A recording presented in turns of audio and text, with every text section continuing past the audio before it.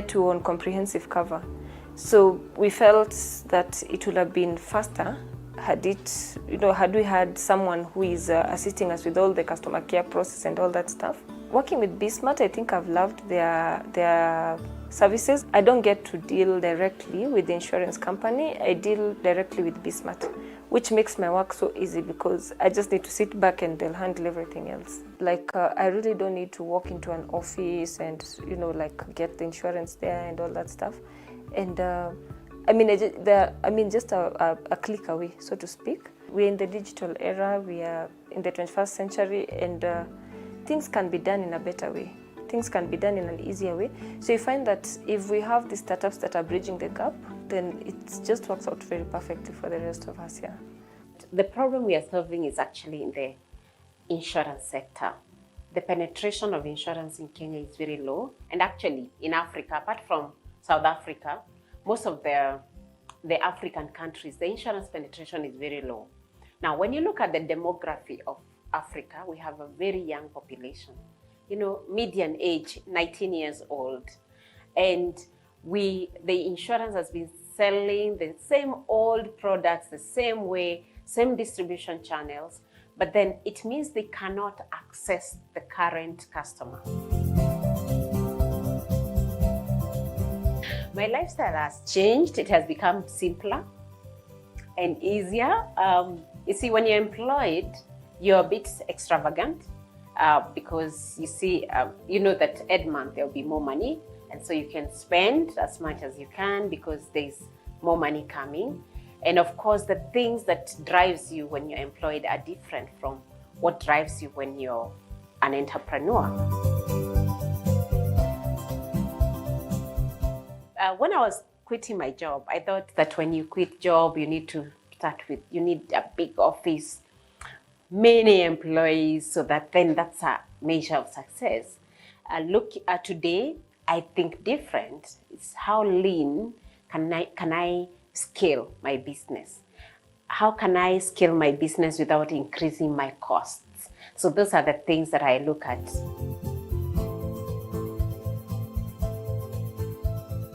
And one of my biggest challenges was the funding. When I was quitting my job, I had estimated that my savings would last me for 2 years. And before the end of the year one, the finances were over. Yeah. The other challenge was, you start this journey, you need a team, you need people who will believe in this dream, not because you're paying them a lot of money, but because they are here, they believe in your vision. Having people come online just because we have talked about it and buy through our platform and counting them to now over 700 of them, for me, it's a big deal. It's quite a big success. And in 10, 15 years, we hope to have democratized insurance. When I say democratization of insurance, it's whereby it's an open market that anyone can get in and get, whatever products they want. And how we do that is that we're building an infrastructure that will be able to connect customers and insurance companies and existing African social groups and institutions to all be able to pull their risk together. Our expenses were quite high, so I would lower the cost of running the business, start small and with the customers, designing with customers one by one without thinking of before scaling. I think the first one was to quit my job. That's very important. There is no worse decision. Yes, because even that decision has really taught us a lot. So I would say, for me, it's not about whether the decision is good or bad. It is a decision has to be made at the time it needs to be made. My mantra is, whether it is right or wrong, make the decision. You will learn the lessons as you progress.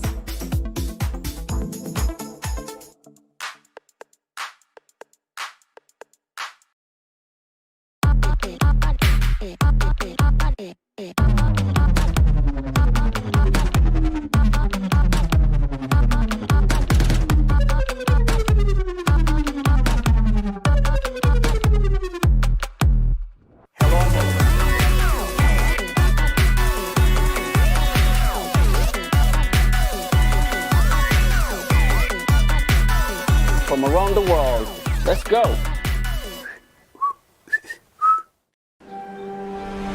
Hello, welcome to Straight Talk Africa, live from the Voice of America headquarters here in Washington. I am Shaka Sali. Straight Talk Africa, we call it like it is. We discuss issues that reflect the interests of our audience without fear or favor. We are guided by facts, and I look at myself as a servant of nothing but the truth.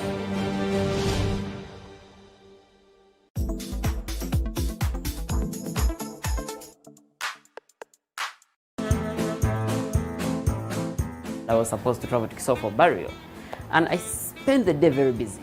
I couldn't go to the bus park to book a bus and then come back to do whatever I'm doing, and then go back to the bus park. So in the evening when I'm going to travel and I really want to book a bus, I find that they are full. So while I'm there, a gentleman walks up to me and says, hey, if you really want to travel, then I have a ticket for you. I want you to travel, but I'm not traveling, so if you can add 10,000 shillings, I can give you this ticket. I'm like, okay, I'll add the 10,000 and get the ticket. And then I get onto the bus. Now when time for inspection comes, like when you're in a bus, they always inspect to see if you have a ticket. The guy inspecting tells me I have a fake ticket, and therefore I need to get off the bus or I need to pay for the ticket, for another ticket. Now that was the time when I was just done with university and I was broke, and the money I was going to pay was the money I thought would bring me back. So I pay the extra ticket. Now, when I come back to Kampala, I come back determined to find this guy because I thought this guy is in the bus park and I knew I could find him. And if I could find him, I would get him to give me back my money. At that time, 40,000 was a lot of money. It is still a lot of money. Yeah.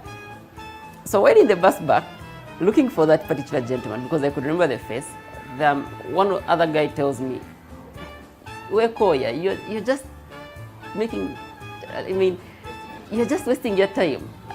This happens every single day.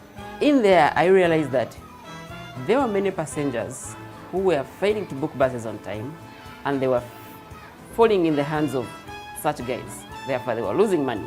So I said to myself, I think there has to be a better way people book bus tickets. The problem that Yuga Bus is addressing is the inconvenience that passengers have to go through in being able to book bus tickets. The whole inconvenience of you lining up at bus stations. The whole inconvenience of you having to go through the crazy traffic jam to be able to reach the bus station. The whole challenge of you having to move from bus to bus, trying to find out which bus has space and which one does not have space. The whole challenge of you having to ask yourself how much do they charge, which buses go to this particular destination. Each single day I see people asking, which bus goes to this town? And I'm like, okay, just check it out on your phone. So all that entire problem that people face in using buses is what Yuga Bus is addressing through our digital products. So Yuga Bus will display a screen where you're supposed to put in where you're coming from and where you are going. Now let's assume you're going to Kisoro.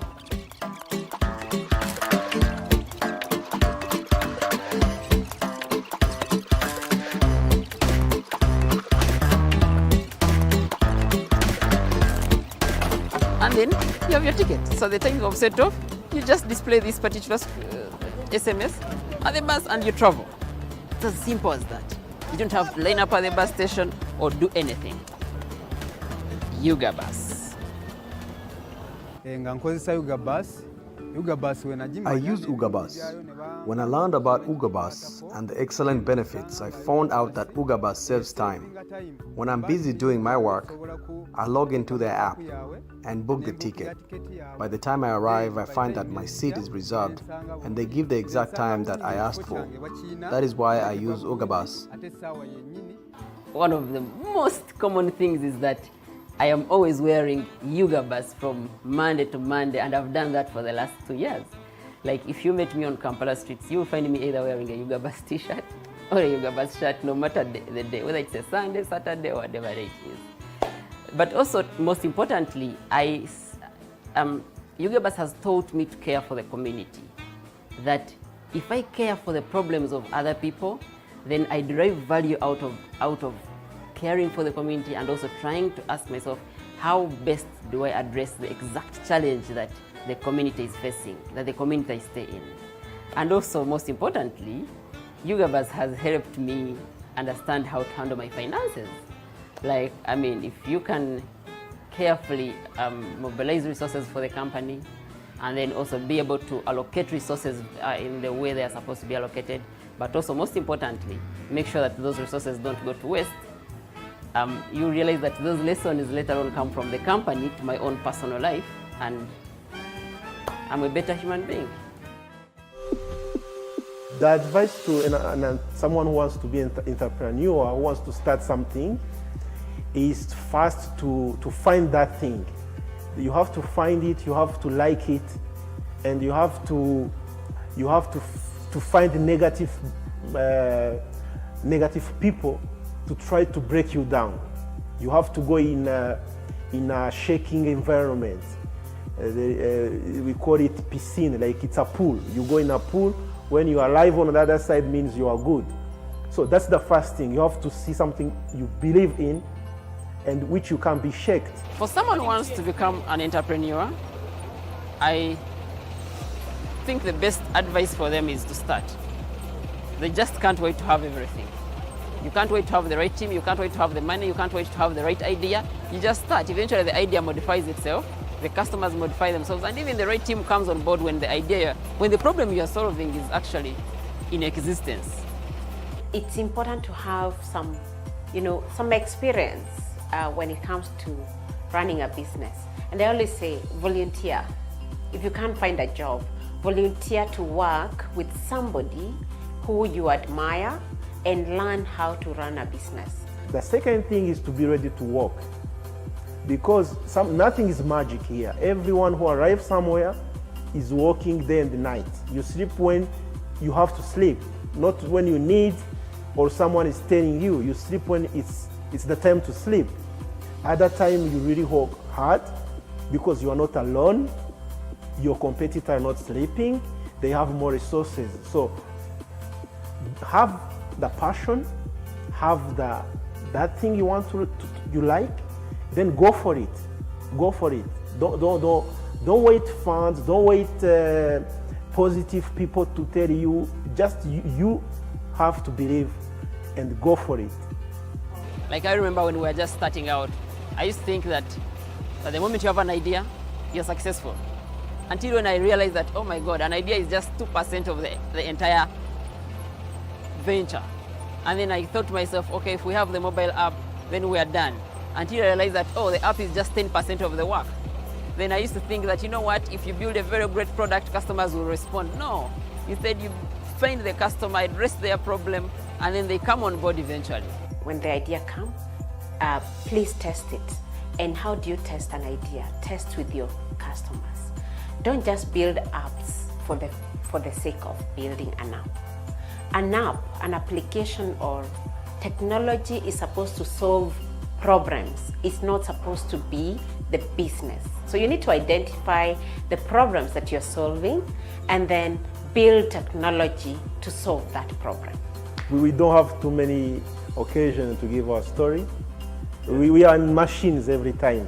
We think the machine is it's the magic thing, you know. And that's the stars. You guys, you think camera is the magic thing. We think the computer can do everything.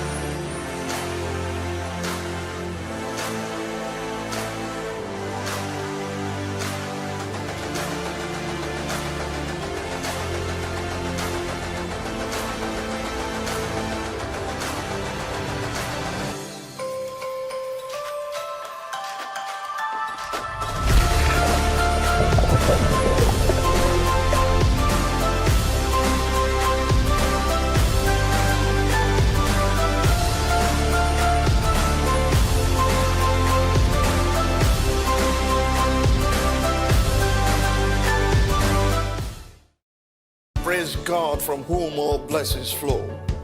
Welcome to your favorite program, The Moment of Truth, brought to you by the Citadel Global Community Church. Our God is a God of salvation, far above all principality and power, and might and dominion, that regardless of what happens in this season, you will escape. Say to your neighbor, there is no peace for the wicked. The special anti-robbery squad who are now killing innocent citizens instead of dealing with robbers. Your axe will catch up with you. Finally, my brethren, be strong in the Lord and in the power of his might. Moment of Truth with Pastor Tunde Bakare. Sundays, 7 p.m. on Plus TV Africa.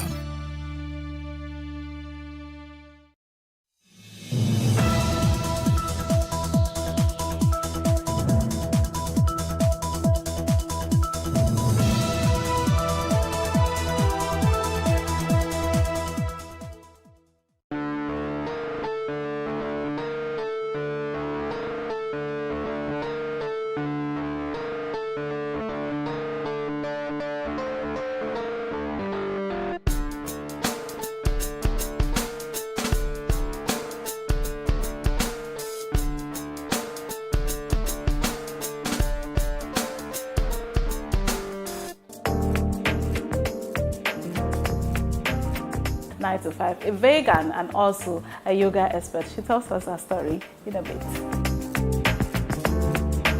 My name is Bola Nile. I am a certified health and nutrition coach. I'm also a yoga instructor, a culinary artist, herbalist, and healer. I run and own Thrive Alkaline, which is a wellness brand that provides different plant-based wellness products and services.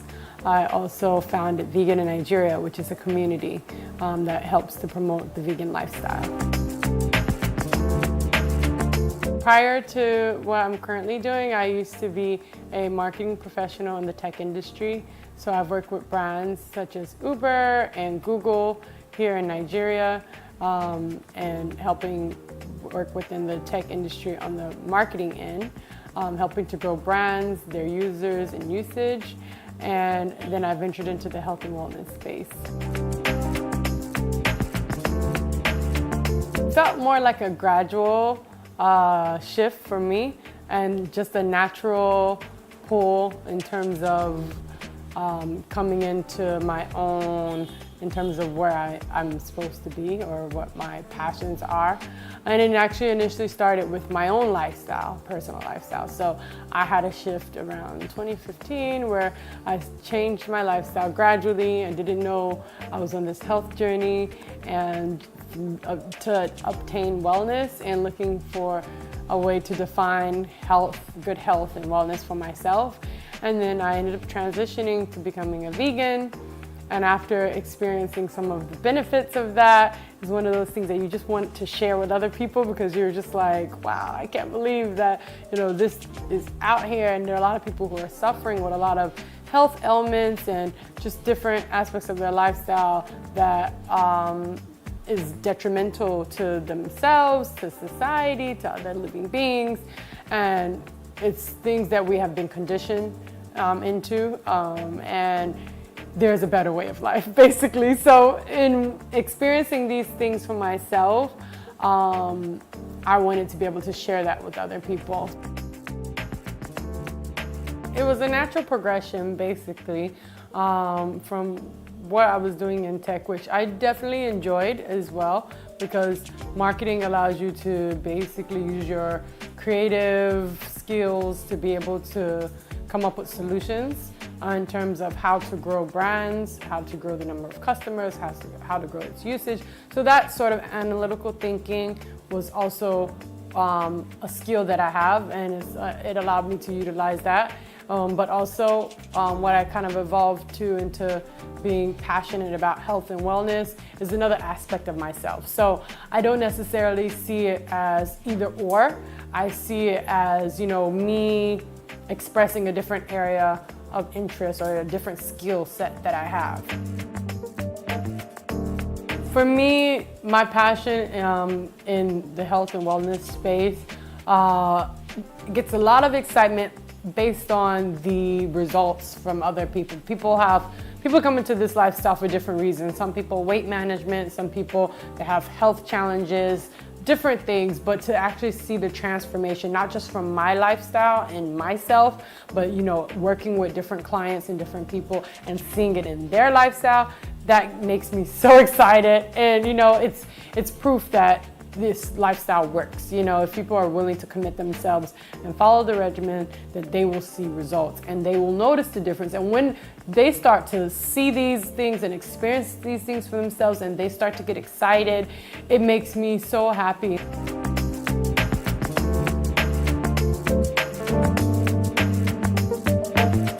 Already we have some acha. We're gonna make an acha swallow. So acha is fonio. And fonio is a grain. It's grown very similar to millet, like a relative to millet. It's grown in the north, in Jos. So we get it directly from farmers in the north. It's organically grown, and it's very good for the body. It's rich in iron and other minerals. So it's one of those things that everyone should take, because iron is magnetic. When you take iron, you take all other minerals with it. It helps enhance the absorption of other minerals, and it pulls it to the body as you're eating other things as well. So iron is really important. It's basically like the spark plug of the body. So if without iron, you won't be able to move or have any electricity in the body. So it's a very important food source.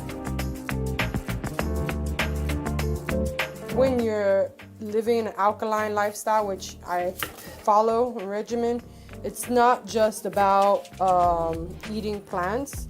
It's about eating high quality plants that help promote wellness. So even down to like the oils, we don't use vegetable oil or palm oil. Instead, we use things like avocado oil, grapeseed oil, or sesame seed oil, which right now I'm using sesame seed oil to prepare meals. And sesame seed oil I'm using right now is actually made in Nigeria. So I'm a big proponent of using ingredients that are locally sourced. The more local you get, the more nutrients it has, the more nutritious it is, because it travels less to get to you, which means the nutrients are higher and they don't die out in the process of transportation. So being transported towards you. So I try and buy as local as much as possible. So acha is my grain of choice. I like tete for my green of choice, but I also like kale. Now we have a number of farmers that have started growing kale. Kale is also another really good one. This is just a very comforting meal. So all of our traditional foods are actually plant-based. We just add meat into it. So if you want to make a vegan or like a super healthy one, yes, you want to change some of the ingredients. We're not using any Maggi. We're not using any palm oil. We're not using any iodized salt. We're using, West African Atlantic sea salt that's harvested off the coast of Ghana. We're going to be using fresh herbs and spices. We're going to be using sesame seed oil. So all of these small little changes makes a big difference in terms of health, and in terms of not manifesting any disease in the body is very important. These onions are going to make me cry. I feel it already happening. It's very potent. It's so rude. You're like, my eyes. That's one of the things I realized when I first went vegan and I started making my food, was that onions give your food a lot of good taste. And at that time, I used to also do a lot of garlic as well. But I don't do garlic anymore because it's not alkaline. But yeah, I have to figure out some techniques in terms of making my food taste really flavorful, because that's the thing, People think that they like animal products and animal foods, when in the end of the day, you just like food that has a good taste. If it has a good taste and it has flavor, you will enjoy it. So that's one of the things that I learned, is that, as long as your food is spiced nice, then you can enjoy it. Some people who are vegan curious, they might still be eating meat, but they want to try it out. and they're like, oh, you know, they'll be pleasantly surprised that this thing can actually taste really, really good, even though there's no meat there. But you know, that's just a false narrative to think that meat has flavor. Meat doesn't have any flavor. Even your meat dishes, you use plant products and herbs to give it taste. Even if you're using things like, you know, spice cubes, those spice cubes, if you look at the ingredients, a lot of them is just, some of it is chemicals, but some of it is also plant ingredients. I've started a garden. I have a garden on my balcony back there. I have some okra growing, which okra is also alkaline and very good for the body. We have also, I have peppers, I have lime, I have basil, dill, herbs, and then I have a kale, but the kale is struggling. This kale is struggling on my balcony, but it's out there. And then I have some dates that recently sprouted, date palms, which is very funny and interesting because I had a client reach out to me on my Instagram we just started chatting, and he was telling me about how he's in Ikeja and he has a date palm in his compound. On my own traditional food. So. And that's true that how tasty it is. You know? And there's no Maggi. That's why I want people to realize, like, you don't need to put spice cubes and things that are gonna add, you know, negative things or, you know, disease, but it's very healthy. And this is like the healthiest of healthy. Everything here is alkaline, pure alkaline. When you go home, you can do research on a guy named Dr. Sebi. Everything here is Dr. Sebi approved. And Dr. Sebi was a herbalist who cured many things like cancer, lupus, blindness, diabetes, so many diseases that people say have no cures. He cured people and he reversed their symptoms of it. And he used pure alkaline herbs and a regimen of like eating alkaline foods, non-hybrid foods, these type of things. Everything here is approved. So this type of food helps to promote wellness, helps to remove disease in the body. If you eat like this, you'll be very healthy and you don't have to try much, like I said. So it's like a traditional food. You don't feel like you're dieting or feel like you're missing out, you know? I should do like this. Maybe it's not your right side, but this is da-da-da, and I'll eat it. This is not your regular 9 to 5, but this is my life. My name is Bolanile Olatunji.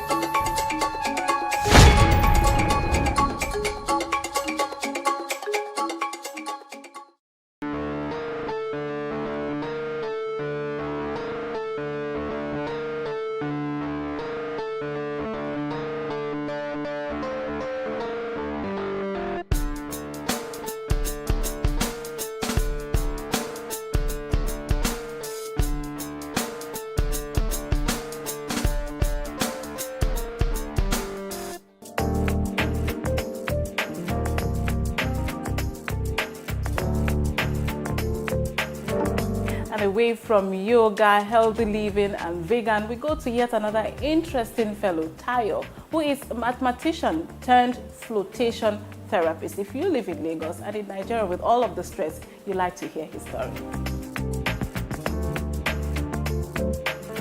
I'm a mathematician from the University of Ibadan, and I started my life as a research analyst, and I moved on to become an equity research analyst, moved on to become an investment banker, joined the Nigerian Export-Import Bank as a corporate communication professional, and then I find myself back to my love for sports, my love for swimming, and then I found out about flotation therapy when I traveled, and it was an amazing experience.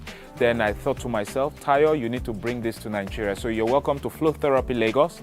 This is the first of its kind in Nigeria. We bring you wellness, we bring you lack of stress, we take you with wellness, and also particularly not just wellness, but the fact that you are able to meditate and then heal your mind.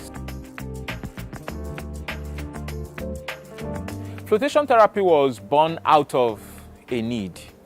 I've had to go for massages, but I traveled some 16 years ago. I was at Las Vegas and I had a flotation therapy session. And being a swimming coach, I was thrilled. I was just laughing in the tub all through. Like, oh my God, what's this? So this is next level form of wellness. The 1 hour session spent in that flotation tank will make you feel like you have been swimming, like you were in space. I mean, can you imagine floating in space, being weightless, then all of a sudden, your mind goes to many areas of your awareness goes to many areas of your mind, and then you are able to come to a good understanding and clarity of things in your mind, and it helps you to de-stress. The magnesium seeps into your skin, and then it helps you feel that sense of calm. So this is one of the reasons, because it is so amazing that it is all over the US, it's in the UK, all over the world, but we don't have any in Nigeria. There is just 6 in South Africa, and so we are the number 7th, and we are in Nigeria. So that is why I set up flotation therapy. The intention of flotation therapy is to become calm, is to become stress-free. So that calmness, the therapy itself, it's in the salt. The Epsom salt is magnesium sulfate. So the magnesium is called transdermal. It seeps in from your skin, and when it gets into your skin, it makes you feel that sense of calmness. That therapy itself is the Epsom salt. Do you understand? So what we are trying to do is to get those sore muscles, the joints, to become loosened. So when you lie on the salt, first of all, you defy gravity. That's the first thing that happens when you come in for a flotation therapy session. Imagine you are 150 kg and all of a sudden you can't feel your weight anymore. You're like, wow. And particularly, I need to mention that you don't need to know how to swim to do this. The salt itself is just there about 11 inches depth. So it lifts you up. It's the salt that does all the work. So once you lie in it, it lifts you up. Once it lifts you up, 5 minutes into it, you're like, where's my hand? Where's my hand? You know, so it makes you feel that sense of well-being. And then secondly, deep sleep. Most people, 90% of all our customers that come in, they end up sleeping for the entire session. Flotation therapy is shutting down totally, shutting out the world. And in fact, when we take it a step higher, it is called sensory deprivation, where what you see, you don't see anything again, you don't hear anything again, you don't feel that sense of touch, you don't feel any gravity acting on your body, you feel like you're just flying in space. Imagine, this is the feeling, you know, when you have children and you throw them up in the air, they say, oh, daddy, do it again, daddy, do it again. That feeling of levitating, imagine getting that feeling without coming down, just up there, staying up there for an entire 60 minutes. That is massive. Once people come out of here, one man finished and he said, suffer day for this Lagos. I tell you, it is phenomenal. You just need to experience it. What we are doing as Flow Therapy Lagos, we are birthing a new subsector in the wellness sector. So this flotation therapy is something extremely new. We are the first in Nigeria. Bringing this into Nigeria, we love to have a lot of partners. I mean, if you want to set up a flotation therapy center, just come to us. We're very welcoming. In the flotation therapy business, either in the US or in the UK or in Americas, they all come together. Why? Because it's a movement. We want people to begin to experience this therapy session. There is not, I mean, since we've opened, we've had a lot of sessions that has gone on, but we still want more people to come to experience this. Because in Nigeria, most people don't know how to swim, and then they think that because you don't know how to swim, you can't do flotation therapy. In fact, the only skill you need is to know how to lie down. In fact, the people that don't know how to swim enjoy it a lot better. Why? Because they get to enjoy that thing expert swimmers enjoy while being on the water. In terms of business challenges, it's the same challenges you find with every other business. We have electricity, we have COVID-19. But particularly for COVID-19, I would like to mention the fact that, first of all, the reason why they call the Dead Sea is because nothing grows in it. But we don't bank on that. Our filtration system, while you're floating in there for like 1 hour, it is turned over, the salt is turned over 5 times over and over. And then secondly, we use UV light as a sterilization methodology. It's just the same way as drinking water uses UV light. Then thirdly, we use hydrogen peroxide, which is a more expensive disinfectant and more potent and healthier for the body. Why? Because hydrogen peroxide breaks down into H2O and oxygen, so it's a lot more better. And then secondly, unlike a swimming pool where people put in their face or their nose, this is salt. Most people don't do that, and it's just one person inside the room for the entire therapy session. So every rule around COVID-19 is already knocked off by the session itself. What excites me about this therapy session is this. When people come in and when they finish, their face changes. They don't know it, I always see it. Their face changes. It's like when you read the Bible and you say Moses saw God and his face changed. That is exactly how it is. Most people start talking the way I'm talking right now when they come in, but when they leave, they talk very slowly. Then I'm like, what happened? They said, now I feel calm. Why don't you have a bed here?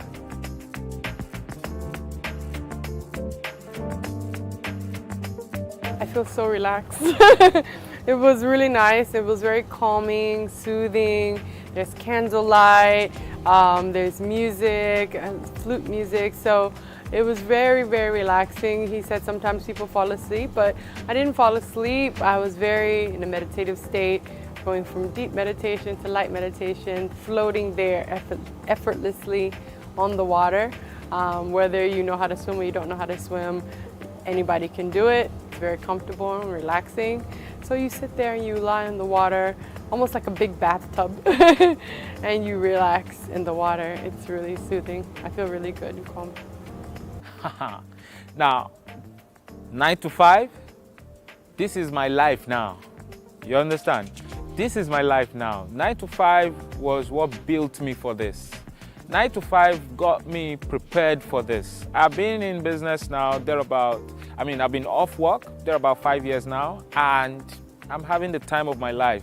This, in life, when you begin to understand the fact that we're all chasing happiness, this gives me joy. This gives me sense of fulfillment. When I see someone coming here, somebody brought the grandmother, and then she went into the flotation therapy tank. When she finished, she said, Dolapo, you'll be going home, leave me here.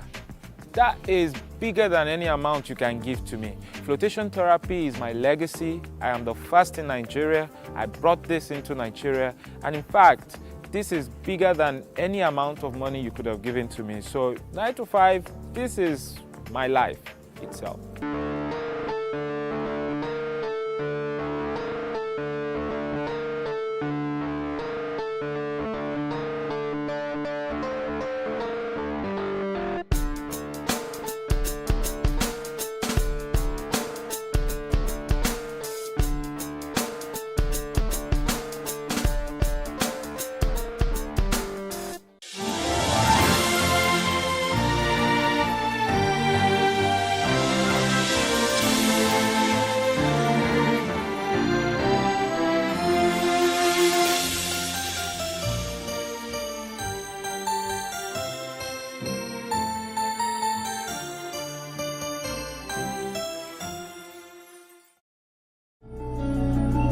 Today's top stories are And the Pentecostal Fellowship of Nigeria.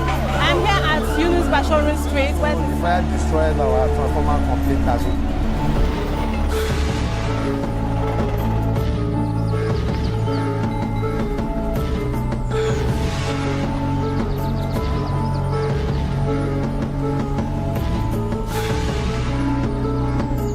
later you can.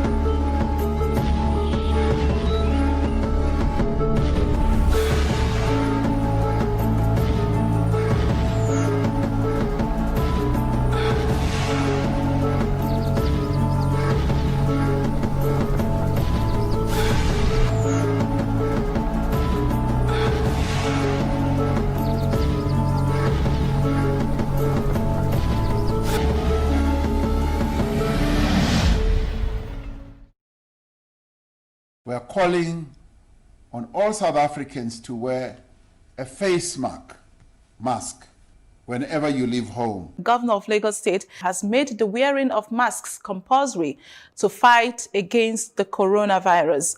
I want to encourage you to wear a mask wherever you go.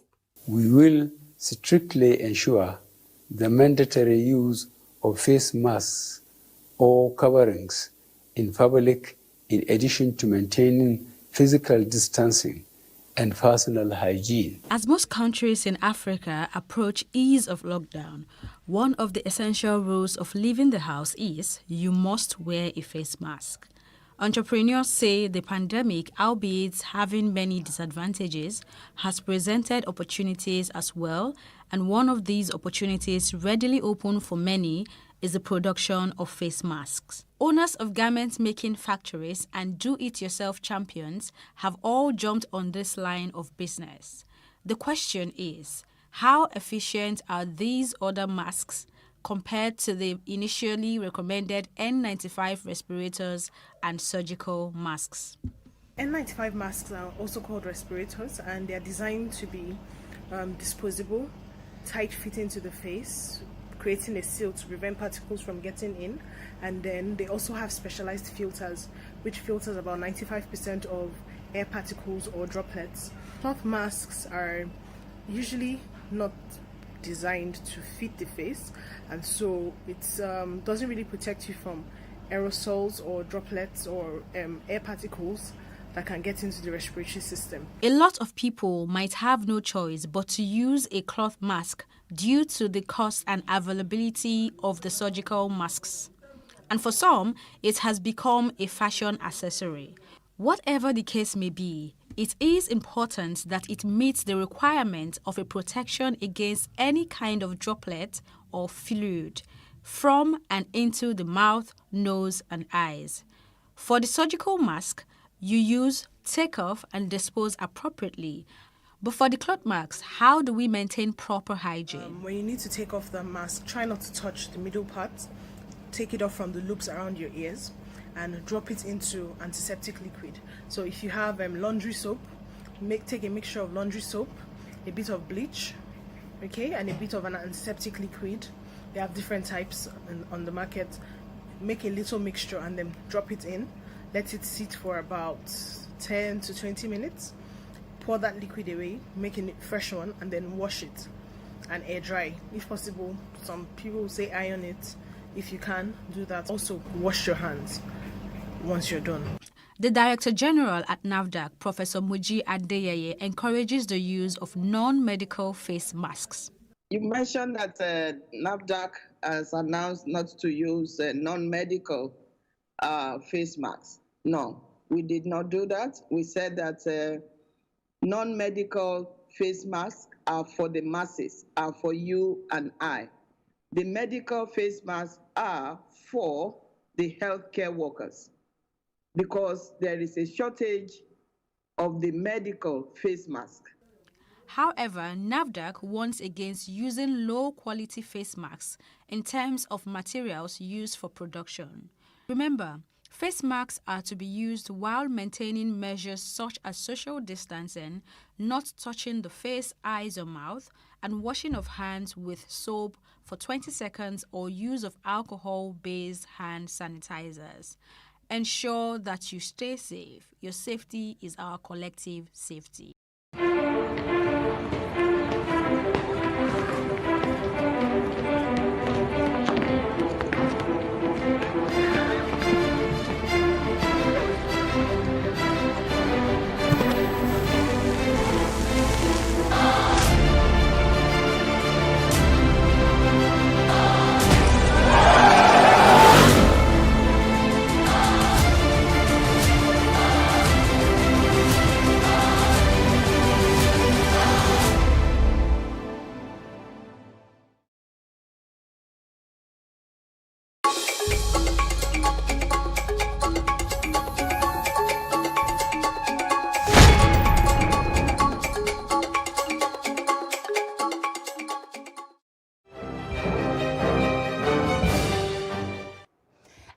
and thank you for joining us on the news. My name is Felicity Ezewike.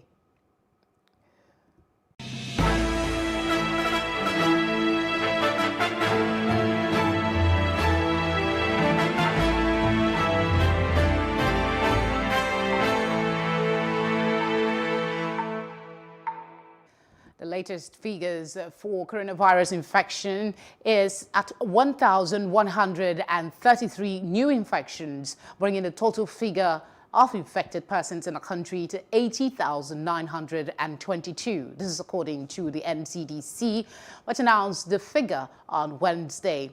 It happens to be the highest single-day tally, and the new infections are from 17 states and the Federal Capital Territory. The agency also announced the discharge of 395 patients from isolation centers across the country within the period, with 5 COVID-19 related deaths registered. It stated that Lagos, the state with the highest number of cases, reported 397 new infections, followed by the FCT with 357. Kaduna 81, Plateau 63, and Katsina 46. Further details show Sokoto with 32 cases, Oyo 28, Ogun 21, Kanu 19, followed closely by Rivers with 18 cases. Oshu has 13 cases, Edo and Niger State 12 each, Bayelsa and Borno 11 cases each, Bauchi 8, while Jigawa and Ondo recorded 2 cases each. Chairman of the All Progressive Congress in Plateau State, Lateef Dabang, has tested positive for COVID-19. Disclosing his status, Dabang said the results of the test he underwent a couple of days ago returned Wednesday positive. Though at an asymptomatic stage, the APC chairman has already gone into self-isolation, while treatment has also commenced on him in line with all COVID-19 protocols. Barely 1 week after testing positive for COVID-19, Governor Simon Lalong of Plateau State has recovered from the virus. Spokesman for the governor, Dr. Macham Makut, confirmed his recovery in a statement in Jos on Thursday. Makut said the governor was now free of the disease after his latest test returned negative. The governor's negative status was communicated to him on Wednesday night. While calling on citizens of Plateau State to take the pandemic very seriously while observing all protocols for prevention of infections and transmission, Makut quoted the governor as saying that COVID-19 was not a death sentence, as early detection reduced chances of death. The governor advised the people not to stigmatize anyone who tested positive or suspected of having the disease, but that such people should serve as motivation for others to voluntarily test in order to improve the safety of all.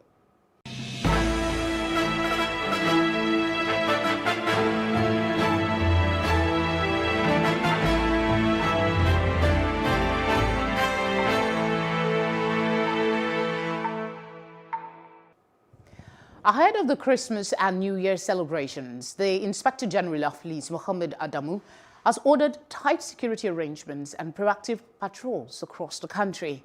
The order, which is to ensure a peaceful celebration, was issued to all the Assistant Inspector General of Police and Commissioners of Police in charge of zonal and state commands. The IGP equally directed the strategic officers to ensure massive deployment of intelligence and other operational assets of the police, particularly in major highways, airports, railway stations, recreational centers, motor parks, places of worship, financial institutions, and others. Mohammed called for utmost professionalism in discharging the duty and warned against acts of indiscipline, extortion, and intimidation of travelers and other road users. He advised Nigerians to take precautionary measures to reduce exposure to security risks and the ravaging COVID-19 during the festive period. He congratulated Christian faithful celebrating the birth of Jesus Christ and appreciated Nigerians for supporting the police and other security agencies in the fight against crimes.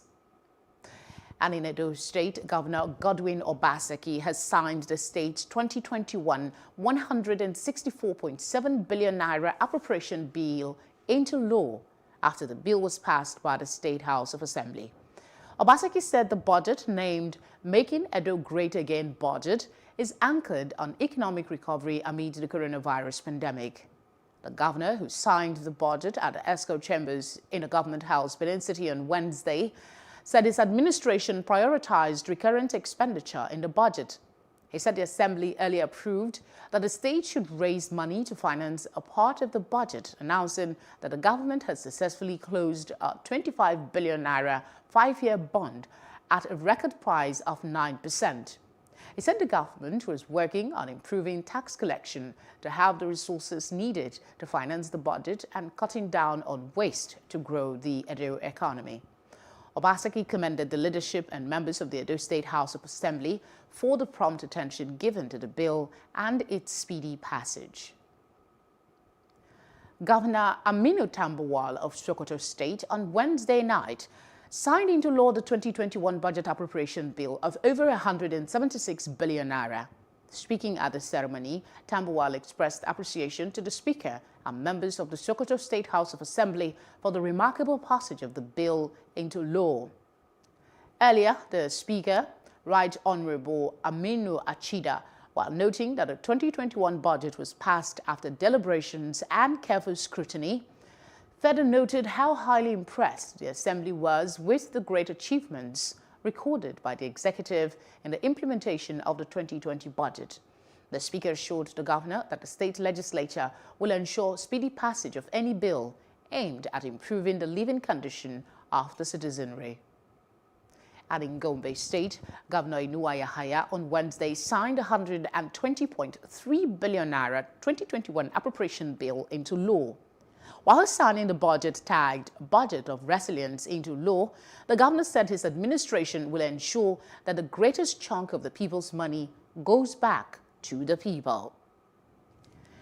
Ekiti State Governor Kayode Fayemi has assented to the 2021 appropriation bill of over 100 billion naira passed by the State House of Assembly. Speaking at the ceremony, the governor said the budget of recovery and economic restoration is to improve the lives of the people and deliver on his administration's promises. Fayemi also acknowledged the patriotism and commitment of the lawmakers and urged them to sustain the continued harmonious relationship between the executive and the legislative arm. You would all recall that Ekiti State budget migrated to International Public Sector Accounting Standard, IPSAS, compliant budget in 2020 fiscal year. A new milestone has been achieved by making the 2021 draft estimates comply with the reviewed National Chart of Accounts, which is a requirement of the State Fiscal Transparency and Sustainability Program for results for the publication of the 2021 budget. I appreciate the Nigerian Governors Forum Secretariat for providing technical support to achieve this milestone. The objective, therefore, is to complete the ongoing projects and commence new ones that are very critical to the economic development of the state. The 2021 budget estimate is 109,666,376,722 naira 61 kobo, out of which 53% is appropriated for recurrent expenditure and 47% for capital expenditure. We go to other parts of Africa. More than 100 people had been killed in a recent armed attack in western Ethiopia, the country's federal rights group confirmed late on Wednesday. The bloodshed took place in the village of Bekogi, Metakel zone in the western regional state of Benishangul Gumuz at around 10 p.m. local time on Tuesday. The Ethiopian Human Rights Commission, a federal rights group established by the Ethiopian Parliament, in a statement noted that the attack was carried out by armed men who set fire and shot at residents while they were asleep. It also called for the swift provision of medical and humanitarian assistance to the victims of the attack and displacement, and holding the attackers accountable. Outside Africa, Chinese Foreign Ministry said on Thursday that China would suspend direct flights to and from the United Kingdom, citing the emergence of a new coronavirus strain. countries across the globe are shutting their borders to Britain after the emergence of a highly infectious new coronavirus strain. There are currently 8 weekly flights between mainland China and the United Kingdom, according to aviation data provided by VariFlight, including 1 each by Air China, Air Eastern Airlines and China Southern Airlines. British Airways operates 2 flights a week from London to Shanghai. And to US now, President Donald Trump has vetoed a $740 billion defense spending bill that passed Congress this month. Trump is objecting to provisions that limit troop withdrawals from Afghanistan and Europe and remove Confederate leaders' names from military bases. He also wants it to repeal a liability shield for social media companies. Bills passed by Congress need a president's signature to become law. On rare occasions, a president may choose to veto or reject legislation because of some policy disagreement. Now, lawmakers had passed the measure with an overwhelming majority and can override a presidential veto and enact bills into law by mustering 2/3 of votes in both chambers of Congress, the House of Representatives and the Senate. And in business, the financial expert on Thursday urged the federal government to strengthen the Bank of Industry, BOI, to provide low-interest loans easily accessible to farmers to boost agricultural sufficiency. Adeyemi, a chartered accountant and tax manager, commended the government for its initiative to boost the agricultural sector.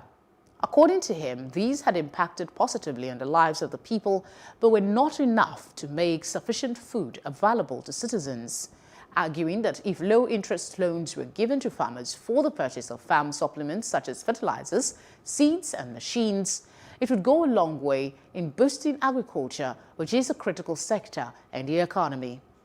Adeyemi said the government needed to return to the market chain in charge of buying and providing finished farm produce to the end users to reduce much burden on the farmers.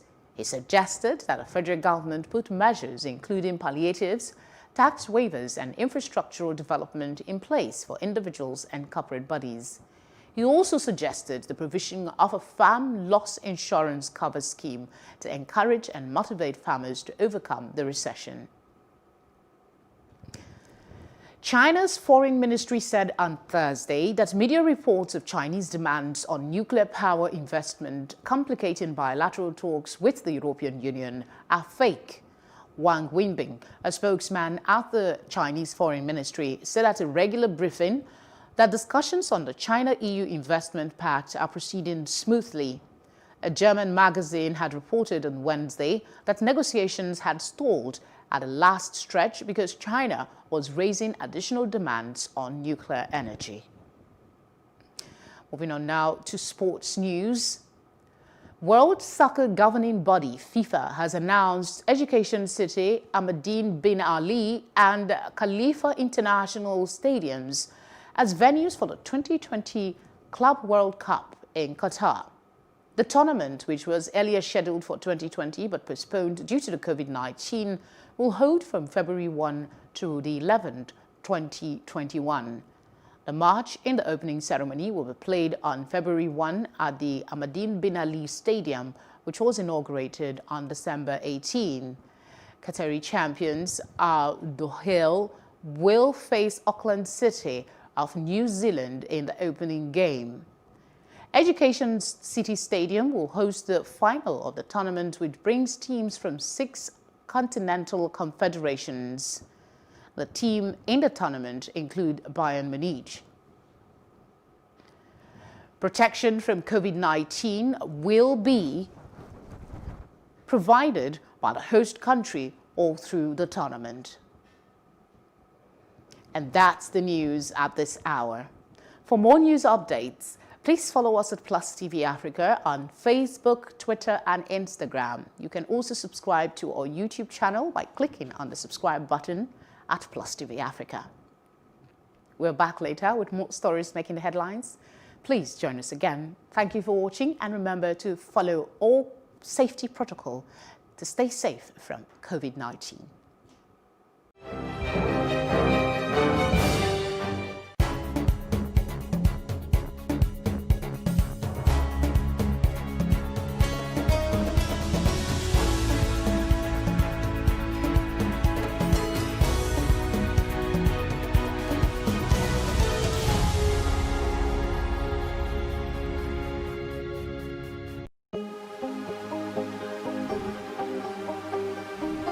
is it for upcoming artists to blow in Nigeria.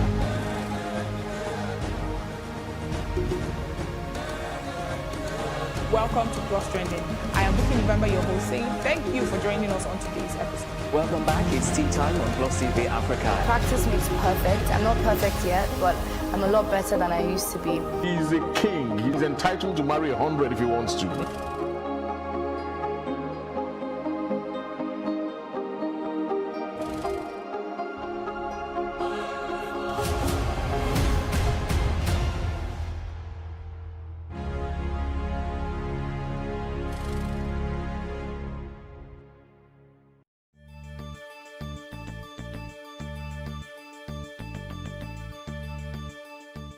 To an extent, the reading culture of Nigerians is not too good.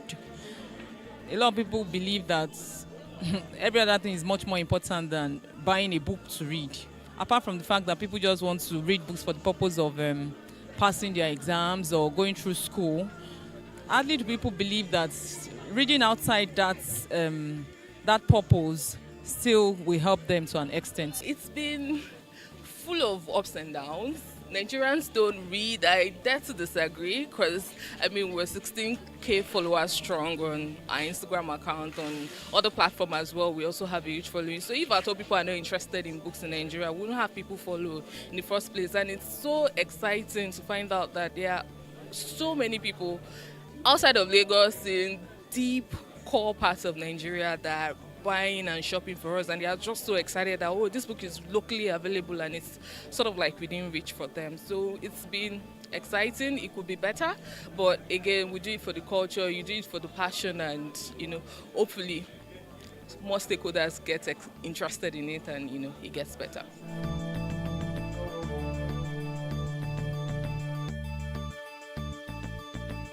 I got into selling books because I was very passionate about it, and then I was hungry to find other people like me. I wanted to connect with them, and the kind of books that fascinated me were not, I could hardly find people around who were excited about them as well. So at the time, when I interact with people within my age range, they're either talking about some foreign authors that write books outside of the context that I'm familiar with. So I wanted to meet with other young people, other people of like minds who were excited about the kind of books that I liked. And that was basically how it all began. And then beyond that also, I definitely used to go to some website online to find out what books are first to reckon with internationally.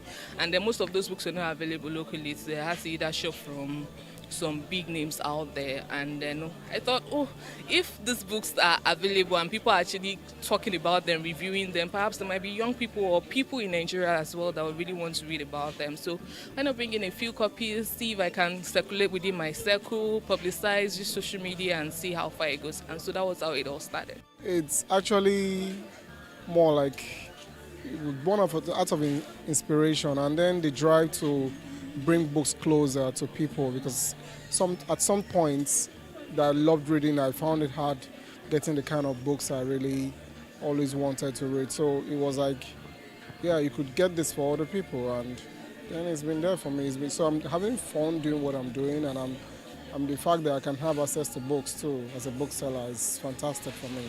Yeah, it's been profitable. It's how you do the business that makes it profitable for you.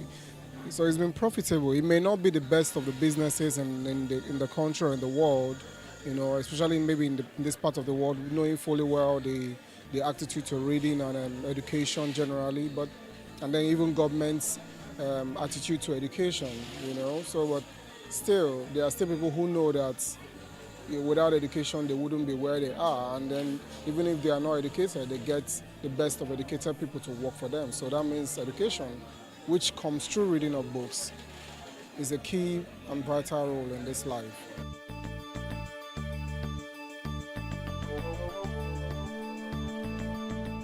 it has enhanced reading, but what I realize is that even for those who normally would not like to buy a Bible before, because of the ability to read their Bibles from their phones, a lot of people are beginning to dump reading Bibles on their phones with buying regular Bibles because they've seen the importance of having to carry a Bible or read a hard copy Bible. When people read from their phones, most times they can't easily go back or even highlight certain things. But with the hard copy Bible, they are able to do some highlighting, go back, make references and all that.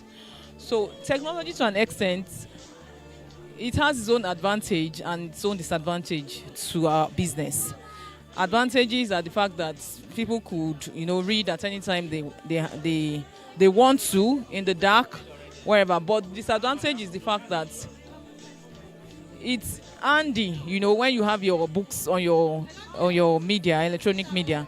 But for those who still cherish the hard copy books, they still come back, to pick up the hard copy books from us.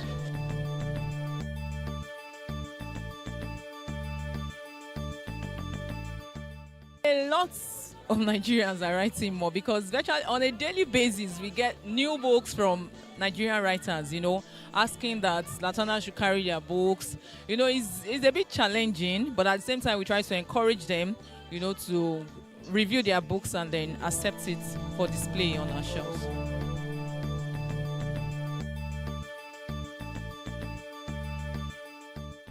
We still battle with issues of piracy. There are times where royalties are not paid the way they are supposed to. Publishing houses don't put enough effort to promoting books the way they are supposed to. So that way books and people are not even aware that some Nigerian authors are writing really, really good books. I think sometimes more books written by Nigerian authors are sort of like accepted in the Western world better than they are locally. And also, in terms of marketing, publicity, locally, more effort still needs to be put in place to help us combat issues of piracy and then ensure that people are more able to access so many of these books as well locally.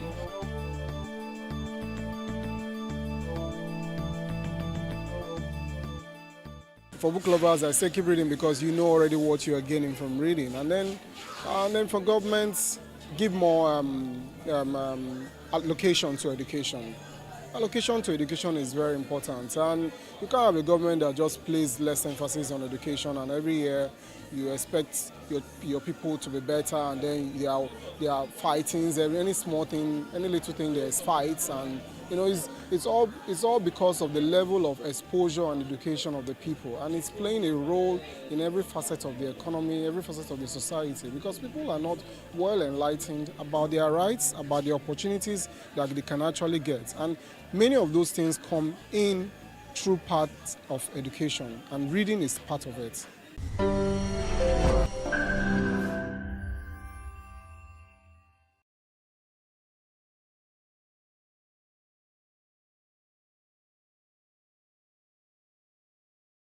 The Oshafa Pottery Center lies in the ancient village of Oshafa in Buhari Area Council on the northern axis of the Federal Capital Territory, Abuja. It was established in 1991 as part of Mariam Babangida's Better Life for Rural Women project during her tenure as First Lady, showcasing the skill and creativity of women potters in Oshafa community. Sadly, the center, which was a major tourism attraction site and could boast of visits from former U.S. President Bill Clinton, former Egyptian military and political leader Hosni Mubarak, one-time British Prime Minister Tony Blair, and the former Swiss Vice President Ruth Mesler, has now become a shadow of itself. PLUS TV Africa, in collaboration with Google Nigeria, alongside media practitioners, journalists, and social media influencers, visited the famous pottery center to showcase it as one of the important landmarks on Google Maps in Abuja, Nigeria. Google Maps has transit information for nearly several thousand agencies, which means transport agencies for all around the world who provide transit for people, and more than 3.8 million stations in the world. Over 1 billion kilometers worth of transit results every day. And that's mind-blowing. We were given a demonstration of the local way of making a pot such that designs are achieved using local tools. For example, twisted strings or notch wood over the surface of the clay.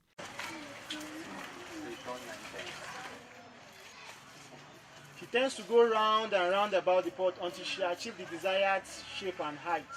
Then there are some tools equally here she has that she used to equally design it, then shaping it, then smoothing it. You have to turn and turn. She has to turn around so that the thing will be, the wall will be even. If you don't turn, the wall will not be even. The essence of she turning is for the wall to be round, for the clay to be even round. You can see one other tool here. That one is like a rag. Are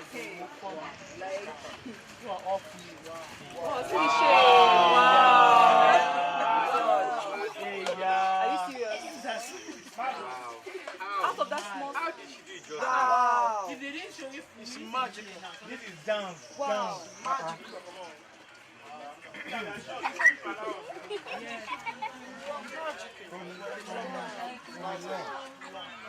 That's how stars do.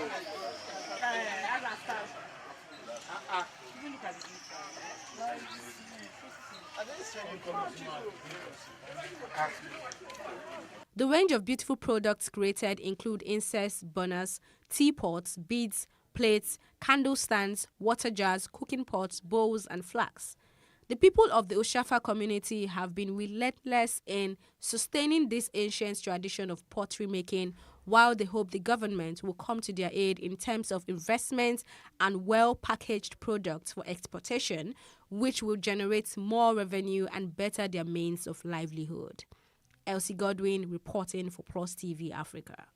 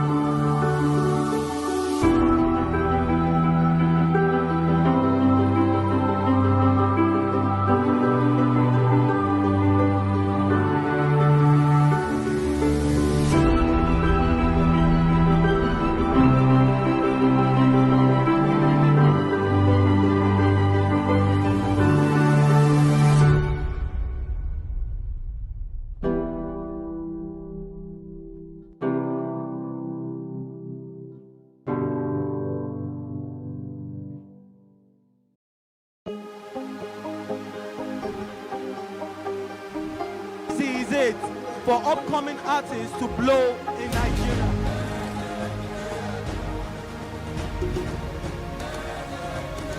Welcome to Cross Trending. I am Buki November, your host, saying thank you for joining us on today's episode. Welcome back. It's tea time on Plus TV Africa. Practice makes perfect. I'm not perfect yet, but I'm a lot better than I used to be. He's a king. He's entitled to marry 100 if he wants to.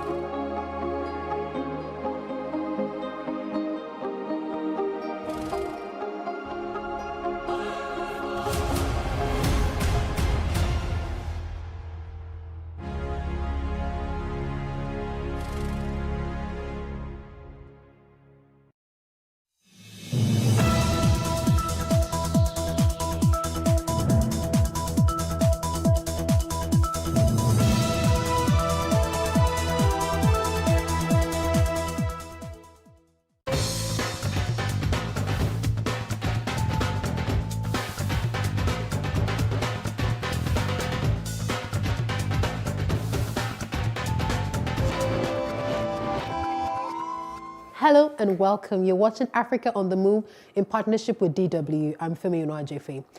On this episode, we'll be focusing on different individuals across the continent doing interesting things, from giving children born in prison a chance to get an education to cleaning up the beaches and recycling plastic. We start off in Zambia with the woman popularly called Mother of Millions. She gives children born in prison a fighting chance. Number one, where are you? Number one, where are you? For these children who once lived in the largest prison in Lusaka, education is a luxury, and Faith Masupa has made it possible for them. Yes, this is a green one. How many dogs are here? A few years ago, she founded an organization called Mother of Millions. It looks after women prisoners and their babies in Zambia's capital and helps them adjust to the world outside after their release. The only thing that Mother of Millions wants to do is to ensure that the women get training and are able to stand by themselves, independent in the community, because sometimes it's hard to reintegrate into community or society, because of the stigma that goes with it. Mother of Millions is supported by donations. The organization is often short on cash, so classes for the children are usually held in Faith's home. Faith then drives the mothers to a training center. The ride takes them past the city's central prison, which houses over 1,000 inmates, men, women, even children. When I was pregnant with my son, I decided to pass through the prison on my left, and I was shocked to find children in prison. The conditions of these children were pathetic. Children were subject to the same portions as their mother. They were sleeping in cells like their mother, and they were treated as prisoners, and today they are called circumstantial children. We decided to make a difference by creating a classroom and impacting the lives of these children. Classes continue after the women are released from prison. Mothers learn how to run small businesses so they can generate a source of income. These are questions. Meditation is to differentiate. We're trying all the best to ensure that they get an education in literacy learning and business skills, and by so doing, they are able to stand independently on themselves. Faith often has to teach the children the most basic skills. 4-year-old Joseph is on his first excursion after life in prison. There's much to discover. Faith is nearby, keeping a watchful eye.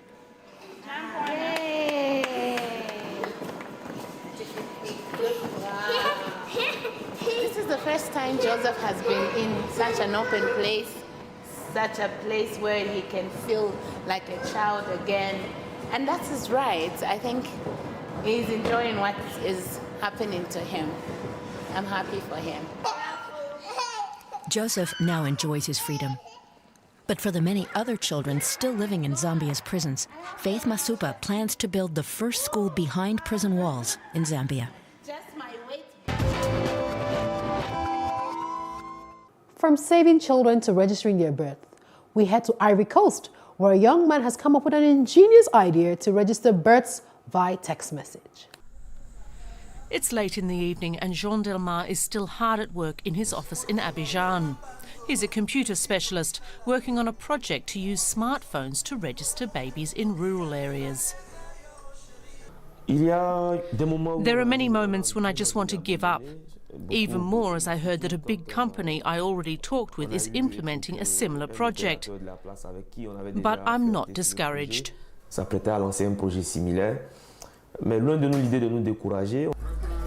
The next morning he visits Songon village. Jean Delmar is looking for young mothers to help him test his invention. His goal is to persuade the Ivorian government to implement his program and not the one offered by a competitor. These women are taking part in the test registration. We are IT experts. Why can't we recommend a very simple solution, which can be easily applied to register births? You have been following the process yourself. I say to myself, we are all guardians of our villages. Children without an official birth certificate become phantom residents who cannot be registered in a school, get an identification card and later be able to vote. Officially, they don't exist. It's a problem not only in Ivory Coast. UNICEF estimates that more than a third of children worldwide are undocumented. In the past, parents in Songon had to travel for 2 hours to the next registration office. But with the SMS service, this would no longer be necessary. The registration is much more than a formality. It's vital for living, according to Nadej Kuma, a housemaid.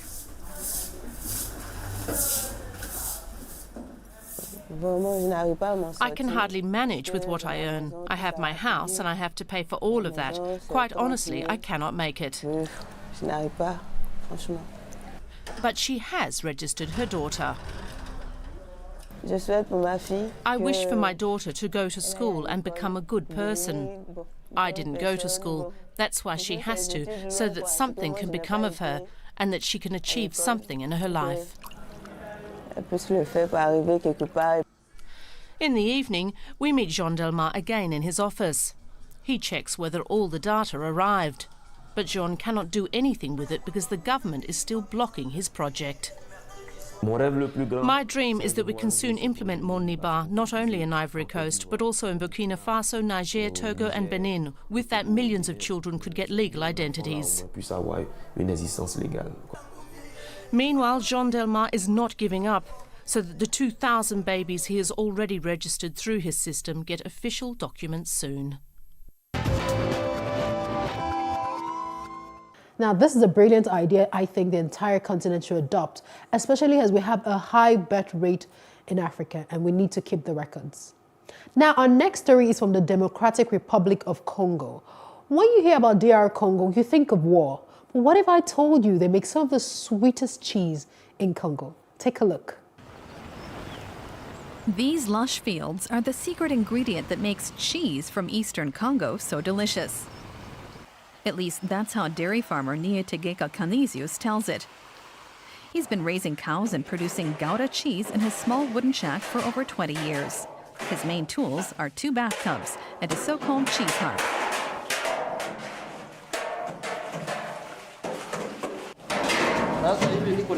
This is the most important part. I need to keep moving this through the thickening milk so that we can skim off the whey. That way, the cheese achieves the right consistency. Canisius lives in the mountains of North Kivu province in Eastern Democratic Republic of Congo, about 50 kilometers northwest of the provincial capital, Goma. It's an area that has seen little calm over the years, with countless armed groups active in the region. More than 4,000 UN peacekeepers are trying to maintain some semblance of security. The conflict is fueled by the pursuit of valuable minerals, including gold and coltan. And it's the local communities that suffer. Canisius is lucky. His wooden shack has so far been spared. This has allowed him and his brother to continue developing their cheese business. On a good day, they produce a couple of dozen wheels of cheese. When I was a boy, I dreamt about making cheese. Working with cheese is something special for me. Cheese is delicious and healthy. And my cheese is the reason why my family and I have enough money.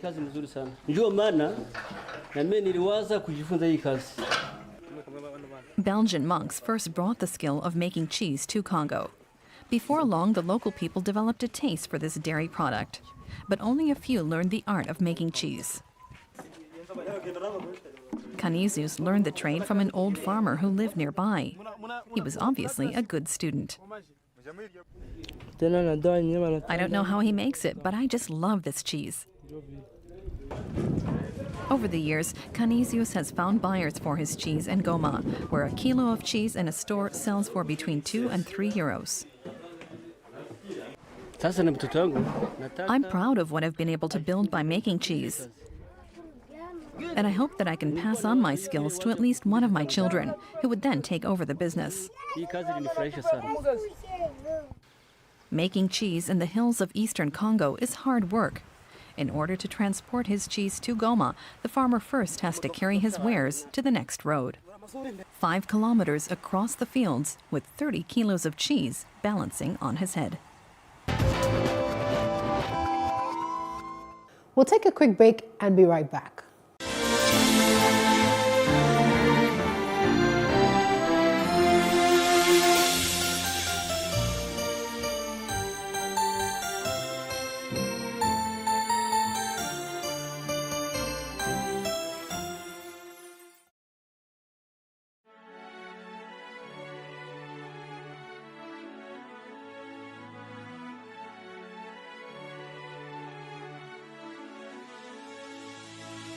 It is engagement we need to have. Those who suffer miscarriages are never taken into account. Members of the National Assembly are also influence peddlers.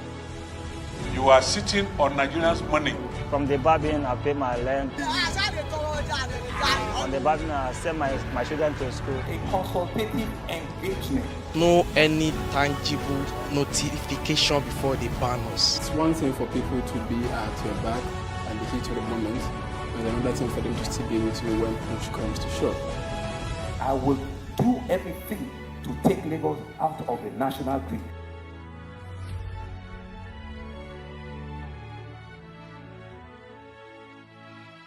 Thanks for staying with us. Now, have you traveled across Africa? We have one of the most beautiful beaches in the world. But sadly, the beaches are often littered with filth. A group in Mozambique is determined to keep the coastline clean. All kinds of garbage litter Miramar Beach in Mozambique's capital, Maputo. A group of a couple dozen volunteers spend their Saturday collecting the garbage. The man responsible for the cleanup operation is environmentalist Carlos Serra Jr. Since forming last year, the group has removed garbage from 4 provinces in 15 cleanup operations like this. They share the results immediately via Facebook and WhatsApp. When we first announced on social media that we are going to do a clean-up, no one cared. But now we've already done 15. And when we announce it now, people say, look, those people don't stop. So I'm also going to think twice before I throw my trash away. Trash obscures Mozambique's natural beauty. With no public trash cans at the beach, garbage can quickly grow. Sorting through the sand for bits of broken glass is a tedious task, but 25-year-old Mauro de Brito believes it has to be done. Do you really believe you'll be able to clean up this entire beach? Well, I would like to leave it really clean. I will do as much as I can. What I cannot do is do nothing and leave this glass. I can at least make some small improvement. At the Mozambican Ministry of Land, Environment and Rural Development, Carlos Serra Jr. heads the legal team responsible for environmental policies and legislation. He says his work has become more effective since he joined the ministry in 2015.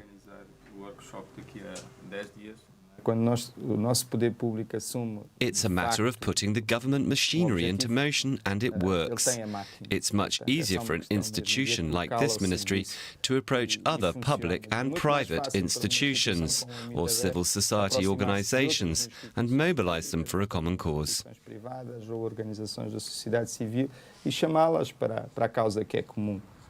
Around 15 kilometers away from Miramar Beach, the mangroves which act as natural filters on the coast are also clogged up with trash.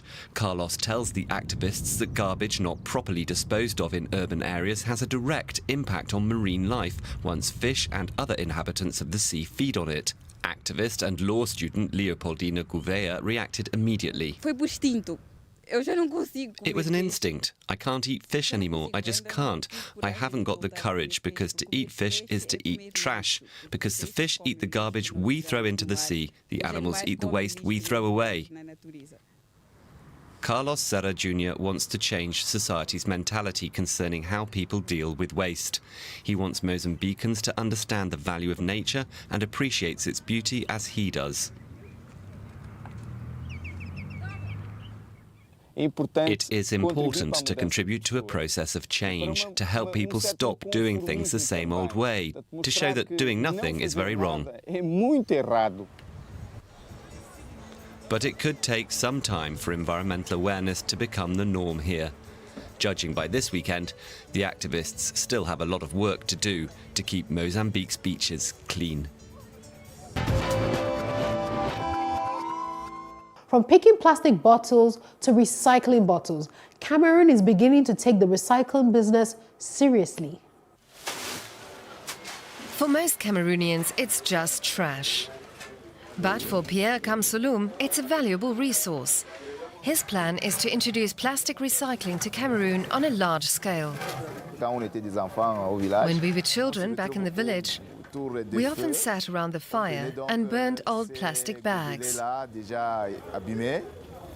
They melted, and we made balls from that. But this is not about toys.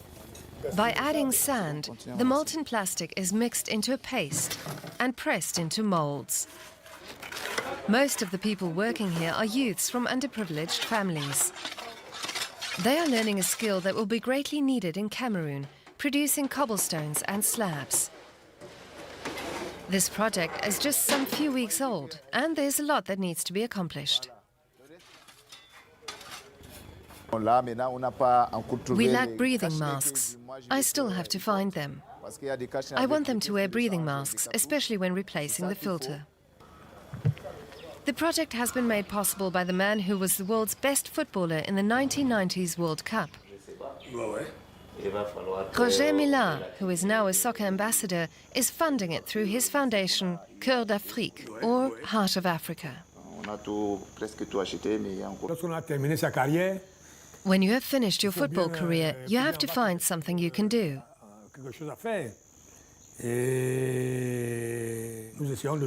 I decided to look for ways to help Cameroonian youths. Millar has made his cobblestone workshop his flagship project. This morning he's taking around a friend to see the work that's been carried out. Georges Seba is a Cameroonian French pop star visiting the capital, Yaoundé. I saw a documentary on television about it and was very much interested to have a look. I think it's something that really needs to be supported. For years, Pierre Kamsouloum traveled through Africa trying to sell his idea.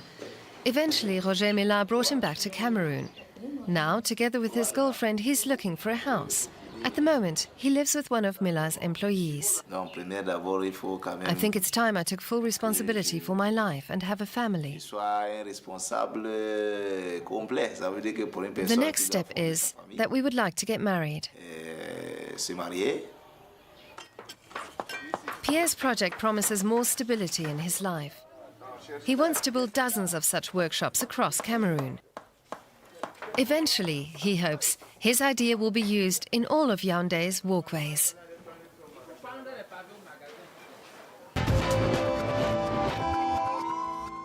And this episode ends with the political activist in Kenya, Boniface. The writing and history is on the wall, here at the offices of Power 254. It's the focus for a new generation of young Kenyan political activists. Boniface Mwangi runs the organization, which uses the full force of modern communications to protest against corruption and nepotism. So when I started as an activist, I was alone. I was this artist, photographer, come activist who was doing things on his own. And I realized that if there was a community where people like me worked every day and interacted with other people, we could actually build a movement. More than 250,000 people follow him on Twitter. He uses the platform to target controversial issues and often criticizes the government. The 32-year-old is active across social media, but his work goes far beyond what he does online. He organizes discussions and also demonstrations. Most memorable protest that I'll never forget is Occupy Langata Primary School. where the deputy president of this country had grabbed a school playground to build a parking. And he went there to join the kids to reclaim back the playground. There were police officers who were armed. They threw tear gas at the kids, but the kids never gave up, and they came back and reclaimed back the playground. The social media base he's built up has given him a global reach. 26-year-old Sarah Malia is from Malta. She decided she wanted to work for Power after watching a documentary about Boniface. 2 years ago, she started as an intern. Now she's employed there. Everything that we do here has a bit of an activist twist, you know? So how do you use social media for social change? Yeah? How do you use social media to speak about different social injustices that are happening within Kenya? So a lot of our trainings do focus on that. More than 100,000 young people have now taken part in workshops run by Power under the slogan Team Courage. Although he's not the only one working there, Boniface Mwangi himself is an important part of why they come. So yes, I think he is a role model in that effect, you know, a role model for young people to say, no, we're not going to do this anymore, this is not right. A role model for people who want change in their country. My ideas for the future, I would like to play a bigger role in the governance of this country, or get to a place or a public position where I have a more defined role in the work that I do. He works into the night, building influence he hopes to use to help Kenya's youth play a part in the future of their country. And that's all we can take on Africa on the Move this week. See you next time.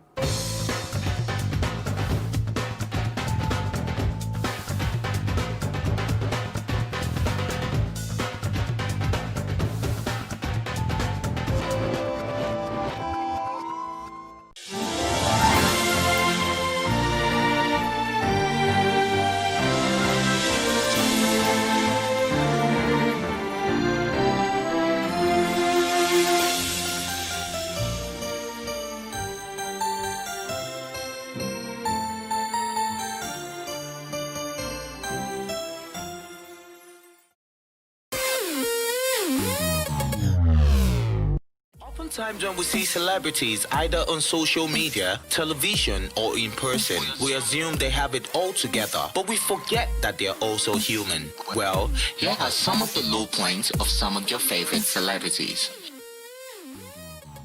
Hey, what's up? What's going on? It's Dice Ills, aka Mr. Miyagi, and we're just gonna give a few words to every up-and-coming artist or every dream chaser out there trying to be successful. I started off with just a dream and an undying passion to become Dice.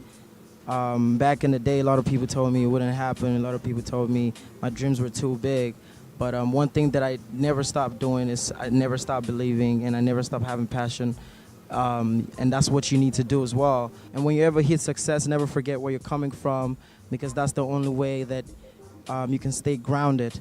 So believe in yourself, stay prayerful, and be passionate. One love. Bless. Truth is, I've always wanted to be an actor in a terrain where people thought, oh, you may not fit in, this may not be the thing for you. I've always been desirous of being an actor, and you know, one of my biggest people mentors, or who I look up to, or the character I want to play, is even playing James Bond sometimes. But it's been a long journey for me. I didn't get here. Last year, 2019, I won Best Actor 2019 for Maya Awards, and I didn't get there all in one day. I've done a lot of things. I've worked in the bank. I worked in the bank for 9 years. I've done real estate. I've sold cars. I've sold lands. I've gone through the highs and lows. And you know, initially, when I told people that I was leaving, I've been doing acting all my life, but when I told people I was going to leave and go full stream and full line into acting, people told me, you know, don't go for this. I don't think that's what you should do. Maybe this is not for you. And it was a tough call to make. It was a tough decision to make, but I eventually decided that I was going to go for it. And I went from audition to audition to audition to audition to audition to audition till I got my first major job, and that led to my second, third, fourth, fifth. And I decided to go and upskill myself and go to film school, you know, in the US. And I came back and I got a fantastic opening, a cinema movie where I played leading man with Omotola Jolade called The Tribunal. So it's been a very, very long journey. But one thing I can say is that whatever path you choose in life, As long as your heart is there, stick with it. 18 years down the lane, I'm still doing my thing as a stand-up comedian and also a master of ceremony. I've been through the vicissitudes of life. It was not like this before. I remember those years when when I was still in Warri, when I would go from show to show, looking for a platform to express myself. Thank God for helps around me, but it wasn't easy because I had to convince people that, oh, hey, try me out, I'm funny and all that. I had to trek many times. Even when I moved to Lagos, oh God, I trekked all kinds of distance just to attend shows, just to maximize the opportunities I had. It wasn't funny. I had to squat with squatters. I lived with people that were living with people. It was that bad, but hey, all our stories now. I'm here, and I'm not where I want to be, but I'm not where I used to be. So don't give up on yourself. Don't give up on your dreams. As long as you believe you can do it, yeah, in spite of the pitfalls, of the shortcomings, still move on. Stand up, dust yourself off the feet, off the ground, and move on. All right.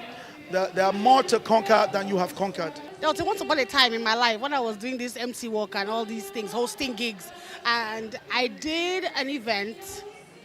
I won't say the name of the organization, but you know, when they say, oh, we'll give you honorarium, I'm like, yeah, okay, great. And it's not a small organization. And when they finished, I got 25K.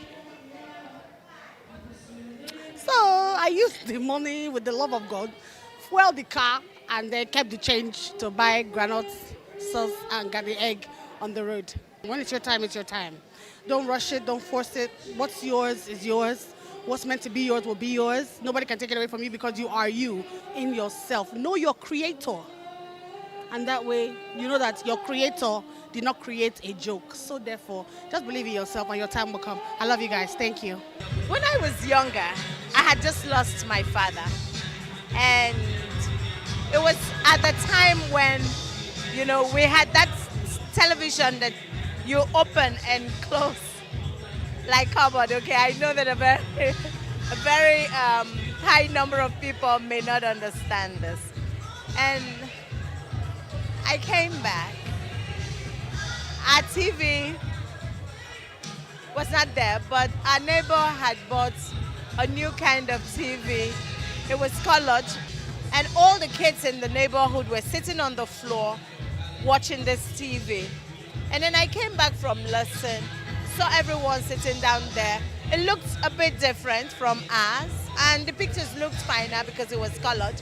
And I stood by the curtain, and this lady just pulled the curtains together and shut me out. I felt bad. But I was also a big-mouthed young child. So I went to her and I said, because of me, you pulled the curtains together, right? The next time you look at that your TV, you will see me there. It was a joke. I mean, like, okay, it wasn't a joke, but I didn't know how it was going to happen.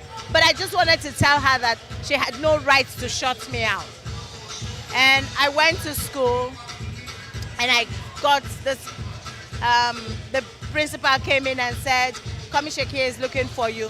You're going to open up ROS TV. And guess what? When she put on her TV at 4 p.m., 2 months after, I was a continuity announcer who opened up that station. So don't be afraid and don't worry about how anyone looks at you right now. Worry more about how you see you. Worry more about what you intend to do with you. Worry more about how convinced you are about anything that you want to do. It doesn't matter. People can close their windows, close their doors, tell you to get out, tell you to sit down, tell you to go to bed. It's okay. They're not God. He has a final say. But guess what? You have the final work. Because if you don't work and work towards it, God is just going to stand there waiting. It is what you give to him that he will enhance. I hope this does somebody some good. We're all stars, I tell you. When you look up, you see a lot of them. I'm sure you're up there and shining, okay? So please, put some glow to your own star. Love ya!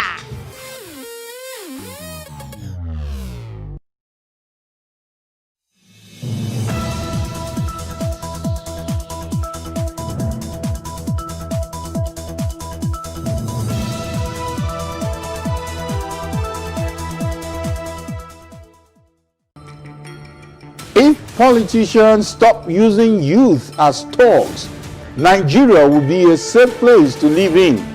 That is according to Kogi State Governor Yahya Bello. And APC governors referred to Wike's comment on the performance as baseless. This is Plus Politics. I am Kayode Ladende.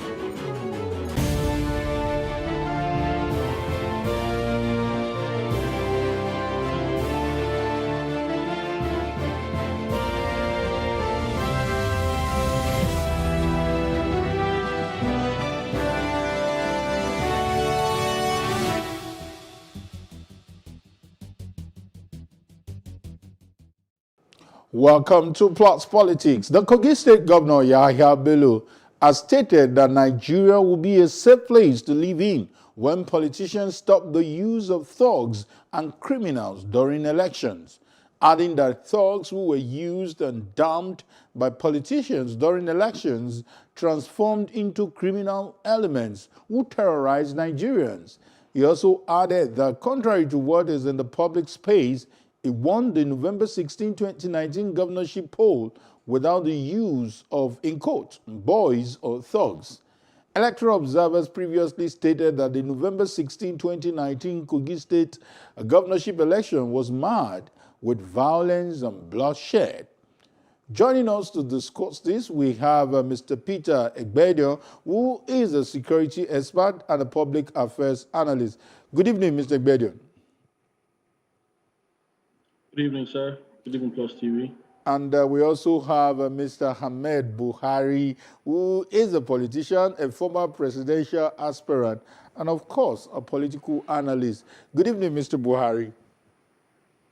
Hi there. Good evening. It's good to be here. Yeah, it's good to also know that your name is as popular as, I hope I'm not patronizing you, as the president, so I don't need to distinguish whether there's any link or not. So I'm tired of doing that. So let's get talking. Quite debatable issue, I must say, that we are discussing tonight. I recall the first time the U.S. government with their big stick on us was the aftermath of Kogi governorship election, where people were denied visas. And even though they didn't mention the state, the reaction from Kogi State quarters suggested that Kogi State government was fingered in that issue. But quickly, what do you think about this statement coming from the governor? Let me start with Buhari, and whether you want to separate the messenger and the message, you can go ahead. Well, thank you. Good evening, viewers. Clearly, what the Kogi State governor said with regards to politicians' inability or refusal to use thugs would actually create progression for the country. It is true. Everybody knows that. There's no need to play to the gallery saying things like that would help to save the country. We know that is true.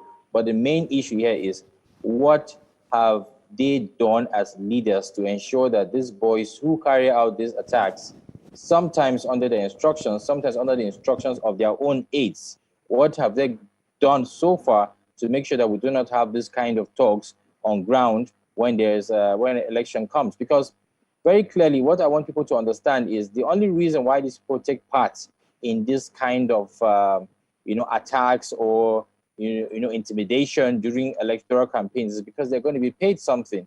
Nobody does any of these things for free.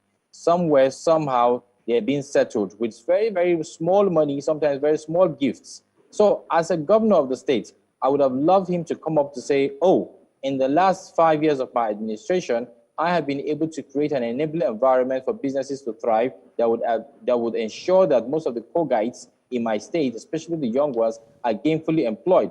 And when they're employed, they will not see any reason to be part of all of these kinds of mayhem that we see during the elections. So yes, we heard him loud and clear. Yes, it is what everybody has been saying, but what are the politicians doing to ensure that these people are reduced?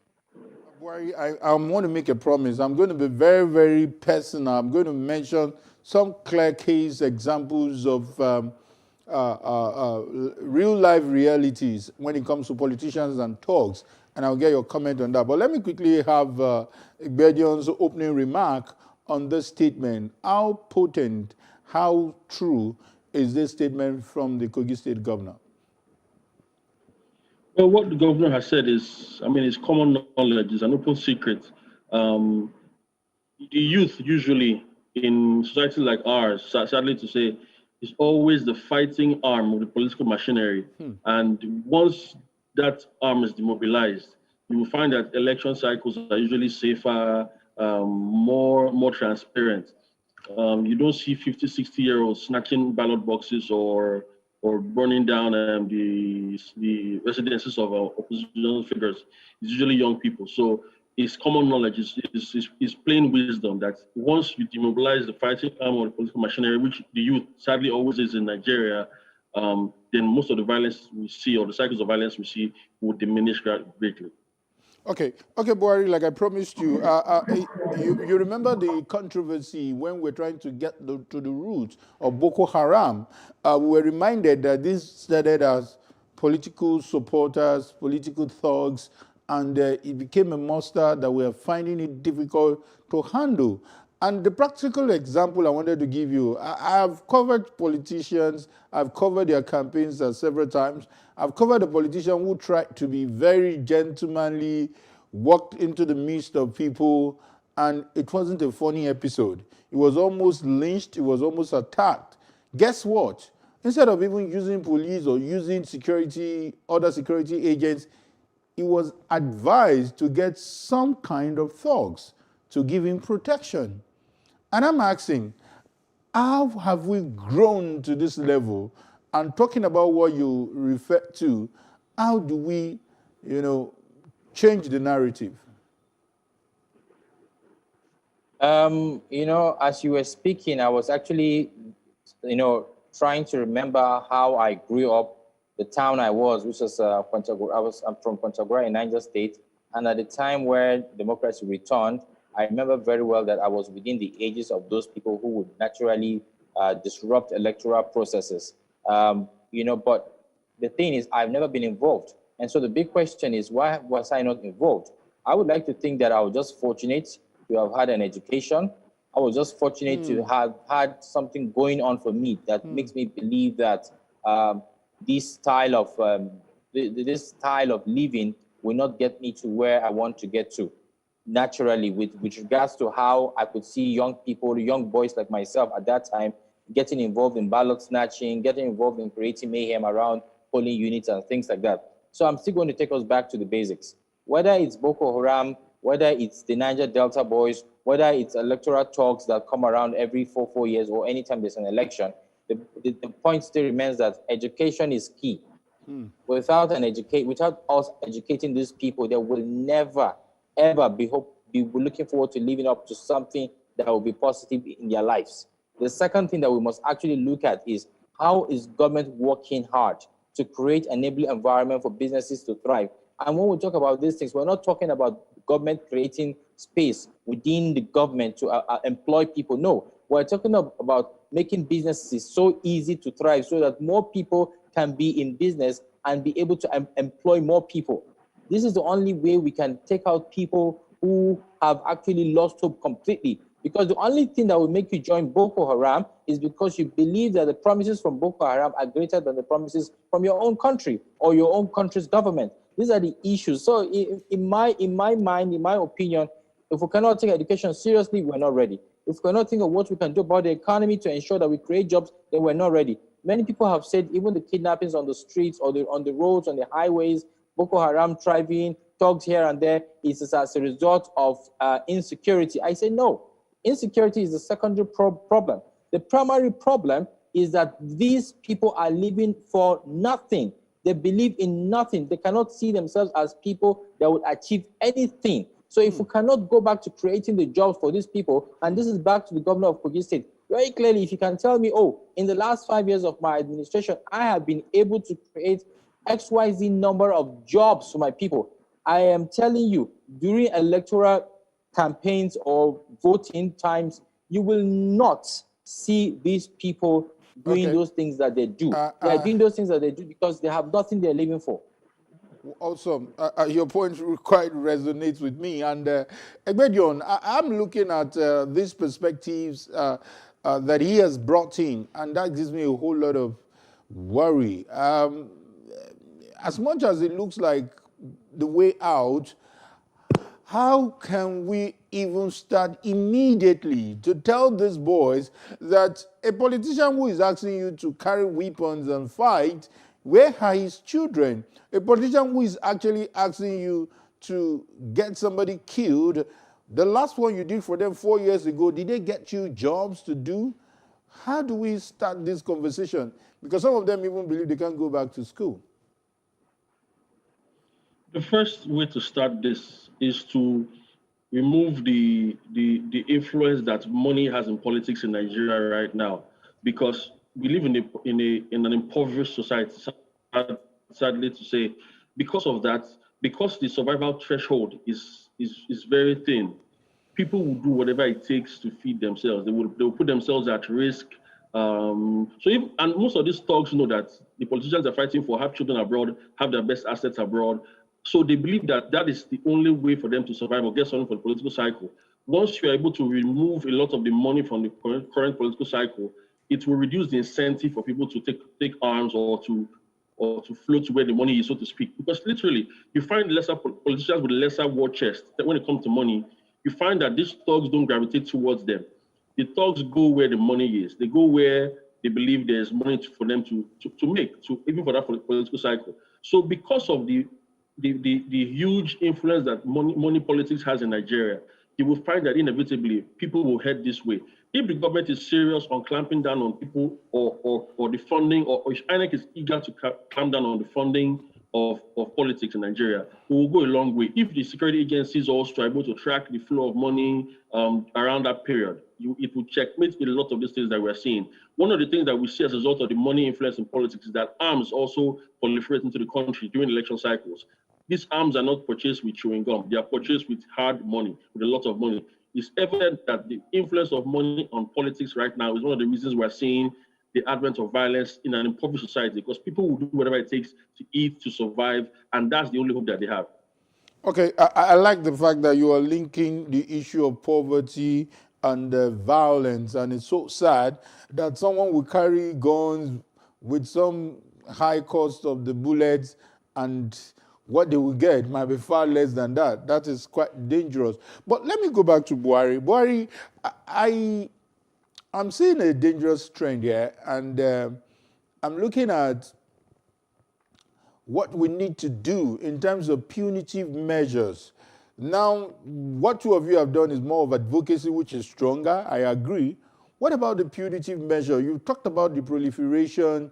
You've talked about how these weapons get to stay with these thugs or miscreants or street urchins, whatever name you want to give to them after the election. What about bringing punitive measures against electoral violence to have these men behind bars? I know what you can say, that these men will still go and get them bailed out. But how do we make the law stronger? Yes, the laws have got to be stronger. Of course, when we talk about all of these things, you try to see how you can checkmate these problems, but you find another loop somewhere, you try to close that one, another one opens up again, and it all boils down to the fact that the Constitution needs to be amended. The Constitution needs to be fixed in such a way that nobody is above the law. As it stands right now, there are a lot of governors that can do whatever they like and nothing is going to happen. And that is because they can actually still use the Constitution to protect themselves, to defend themselves, to get out of trouble whenever the time comes. I'm still going to say this, there's no state governor or anybody who's going to be running for office. It's going to be very hard to find anyone that says, I'm not going to give money during elections so that I can forcefully win an election. Because It's all about money. You know, these people get into those spaces and they're able to, you know, access so much money that when they have invested so much during the campaigns, they do expect that they cannot lose, that they should not lose, they must not lose, they cannot lose. So if that is happening to them, you cannot expect them to now say, oh, we're going to put all the measures in place to ensure that these thugs do not get any access to the disruption of an electoral process. It's a lie. They cannot do it. Even if they're going to claim that they do not know about it, people within their cabinet, people within their government will make sure that they get back into office, because at the end of the day, that is the only way they can survive. So yes, Kaide, we're in a very bad situation. We're in a very problematic situation, and the only way we can have politics being run without money is if the constitution is going to be amended, if the electoral laws are going to be amended. That is when we're going to start saying, okay, fine, we have developed a system that is going to protect our democracy and ensure that only the right people get elected into office. Buhari, let me stay with you. I'll go back to Bedion in a while. I'm looking at, I'll give you another practical example. And sometimes I feel for someone like you that irrespective of how eloquent and how awesome your programs are, it appears that the current system will never be in your favor. I'll give you an example. I'm not trying to be a prophet of doom. Naysayer. I'll give you an example, Buhari. I covered an election, and it's even a rerun election. And when we got to the polling station, we were told by the police, some thugs came to us and told us to carry our OB van out of that place, that we are not allowed to cover this election. And we have heavy presence of policemen. And we went to them that we are journalists, we are registered. You can see all the paraphernalia of a registered journalist. And guess what? The police had to tell us that we need to go back, that they cannot guarantee our safety. We saw a clear connivance between these thugs and the policemen. And guess what? When we took off, we were chased with guns. We had to make calls to the headquarters in Abuja. They told us, okay, we should go back. The place is calm now. And like you said, a lot of things happened. Some miracles happened by the time we came back, and our lives were at risk. I'm looking at a very precarious situation here. How do we have a sanitized system beyond some of the things you mentioned? You see why I'm a bit pessimistic about the chances of people who cannot hire thugs? I totally agree. I ran a campaign from 2016 to 2019. I'm glad to see Peter, because Peter was one of my resource people at that time with advices and strategies as to how we could possibly walk around our very, very problematic political space and see how somebody from nowhere with no godfather, with no money, could actually convince the generality of the people that I have superior programs to the ones you've already been exposed to, but I do not have money to give to you. We tried, we did our best, but the truth still remains that, like I started from the beginning, most of these people need money because they are not employed. They are not even employable.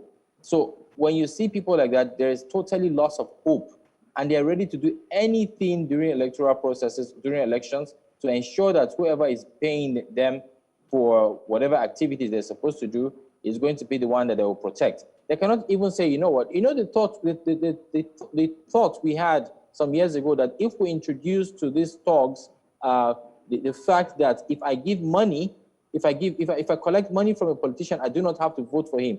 They cannot even find themselves thinking that way. So clearly, once they get into the space, you give them money. If I give them money on a Thursday and the election is on a Friday, if I give them money on a Thursday, the person who gives them money on a Friday is the one they can remember. They have actually forgotten that I gave them money a day before. That is how dangerous the situation is. So if we are going to keep talking about these things and have no plans or any actions to see that we are dragging people out of the labor market and we're dragging people into the labor market and ensuring that they're able to fend for themselves, they're able to live up for what they believe in. If we're not able to do that, then we're not running the country yet. We're not talking like people who truly want to see the end of these kinds of operations from thugs or from politicians. Okay. Peter, thank God two of you have some kind of common core where you meet. But Peter, look at the situation I painted to you. Do you blame young people or some sane people by being apathy towards our election when you know that it's a free-for-all affair? Well, I don't blame them, to be honest. We live in a society. I mean, you're saying that if you can't beat them, join them is still applicable in many ways in this scenario. In the previous election cycle, I think it was 2015, I remember a candidate I was also consulting for went to visit the traditional ruler, or he went to visit the traditional ruler. On his way to visit that traditional ruler, the youths of that community stopped him from getting access to the traditional ruler because they said he has not settled, and the other politicians who had come had settled. So even though the chief wanted to have audience with the candidate I was consulting for, he wasn't granted access to him. In fact, those boys began to shoot into the air, and I had to call my candidate and say, please, I think you should leave that place. Because the youth are exposed to let me put it like this, the hope, the promises that if you do the wrong thing, and I have the power of the system to protect you, then you will reap dividends in the future. You will find most people, in fact, you've seen people sell their own parents for a mess of porridge. You've seen people who leave their own, I know someone whose own siblings and cousins refused to mobilize political support for him because he didn't have money. He came back from America, was trying to get in the system. So I don't really blame people, young people who follow these politicians and go around, because this system has been so weaponized. Poverty has weaponized so much that it is almost stupid. You find people who say, you know what, just take the money. And even if you take the money, I mean, they have means of coming back to get at you tomorrow. It's okay, you didn't vote for me in your ward. I got only so amount of votes. And then they kill people for that, just for not delivering their words. We saw it in Lagos sometime during the last governorship elections. We saw live on TV with the former governor. We saw thugs fighting on TV. A prominent thug was stabbed and flown abroad, taken care of supposedly with state funds or something. But when you find young people going this way, you don't blame them because the system has failed. And sorry to say, Nigeria, I mean, we saw some articles, a news article a few days ago that says Nigeria is showing symptoms of a failed state. I mean, that's just being polite. In many ways, this state has failed. And until certain things are done, which may not be done except with external force or force, things will always be like this. Sorry to say. Sorry to say, we must find a solution. And Ahmed, still talking about solution, because my fear is, don't we have some good eggs among these public officials? Don't we have people who can get into power without some level of thuggery? And irrespective of who the governor of Kogi State is, can we make some sense from what he said and begin to have some kind of sane political system? Oga Kayode, we're just going to be going around in circles. Where are the jobs? It's these jobs that will actually help solve this problem. You know, these guys have got to believe in something. No matter what you're going to do as a governor, if the smallest thing you're going to do is to create an enabling environment where people can do business, is to recognize those people who are doing business. And imagine microfinance banks, for example. They were created to help alleviate some of those problems, to help give small businesses money to start doing one thing or the other. But they don't give money.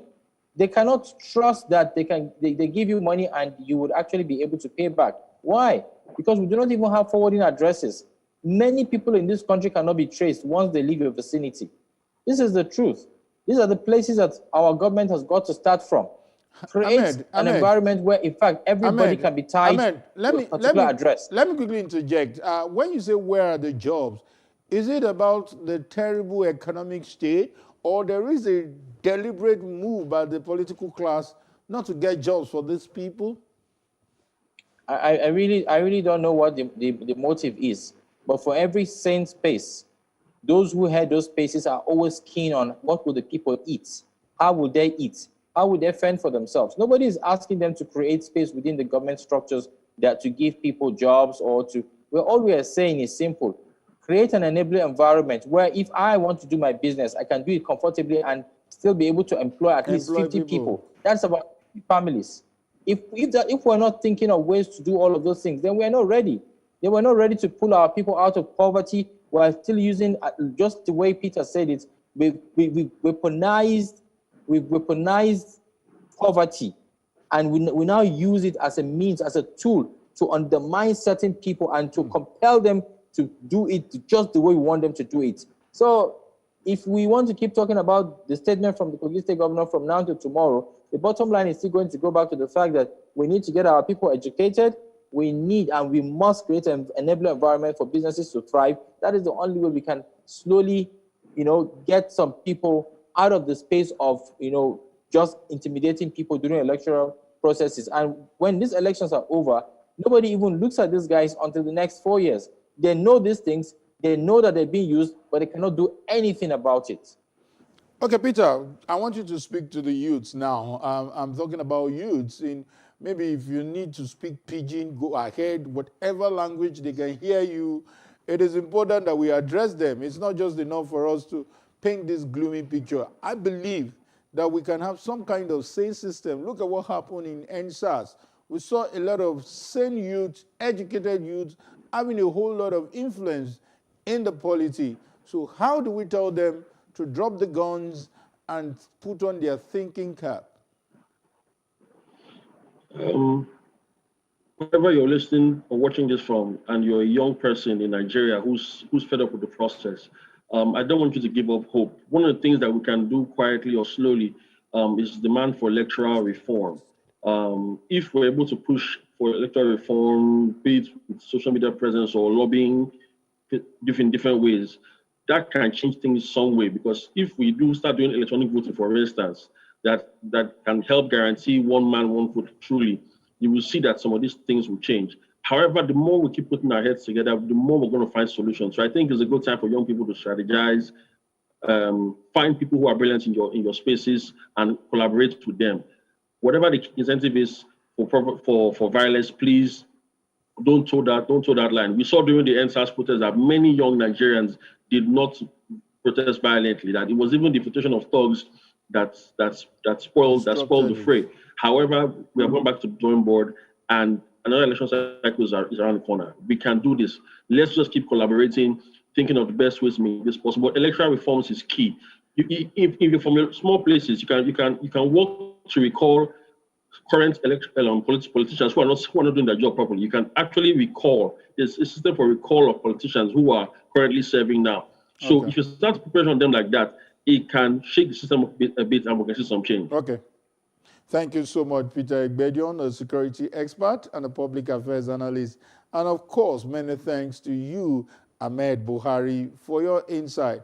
And trust me, I'm not a naysayer. One of these days, we'll have responsible electorate who will believe in you and who will believe in people like you to take the reins of power. Amen. Yes, thank you, gentlemen. Yeah, we'll take a short break now, and when we return,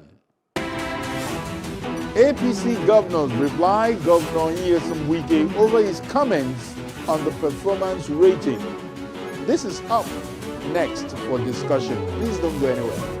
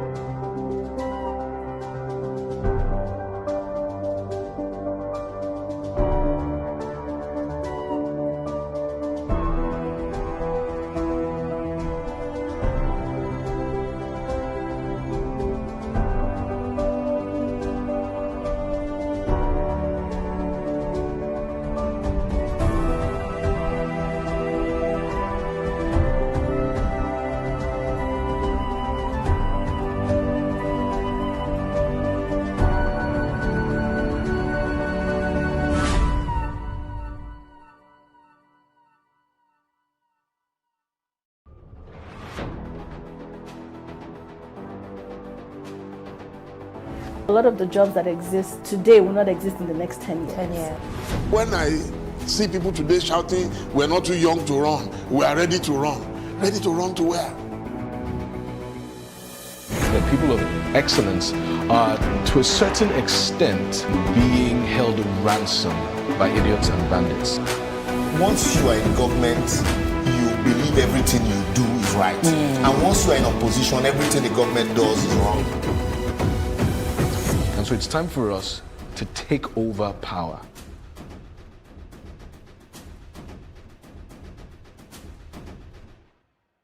Praise God, from whom all blessings flow.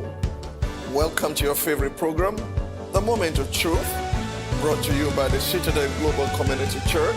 Our God is a God of salvation, far above all principality and power, and might and dominion, that regardless of what happens in this season, you will escape. Say to your neighbor, there is no peace for the wicked. The special anti-robbery squad who are now killing innocent citizens instead of dealing with robbers. Your axe will catch up with you. Finally, my brethren, be strong in the Lord and in the power of his might. Moment of Truth with Pastor Tunde Bakare. Sundays, 7 p.m. on Plus TV Africa.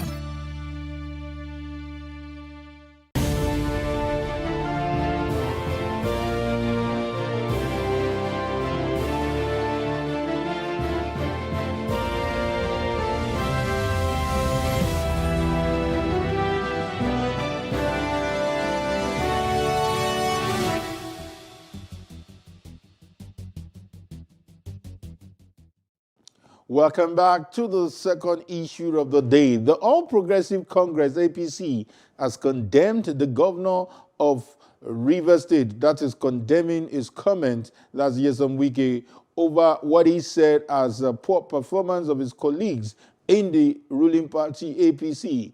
That the party had rejected the non-performance label tagged on them by Governor Wike.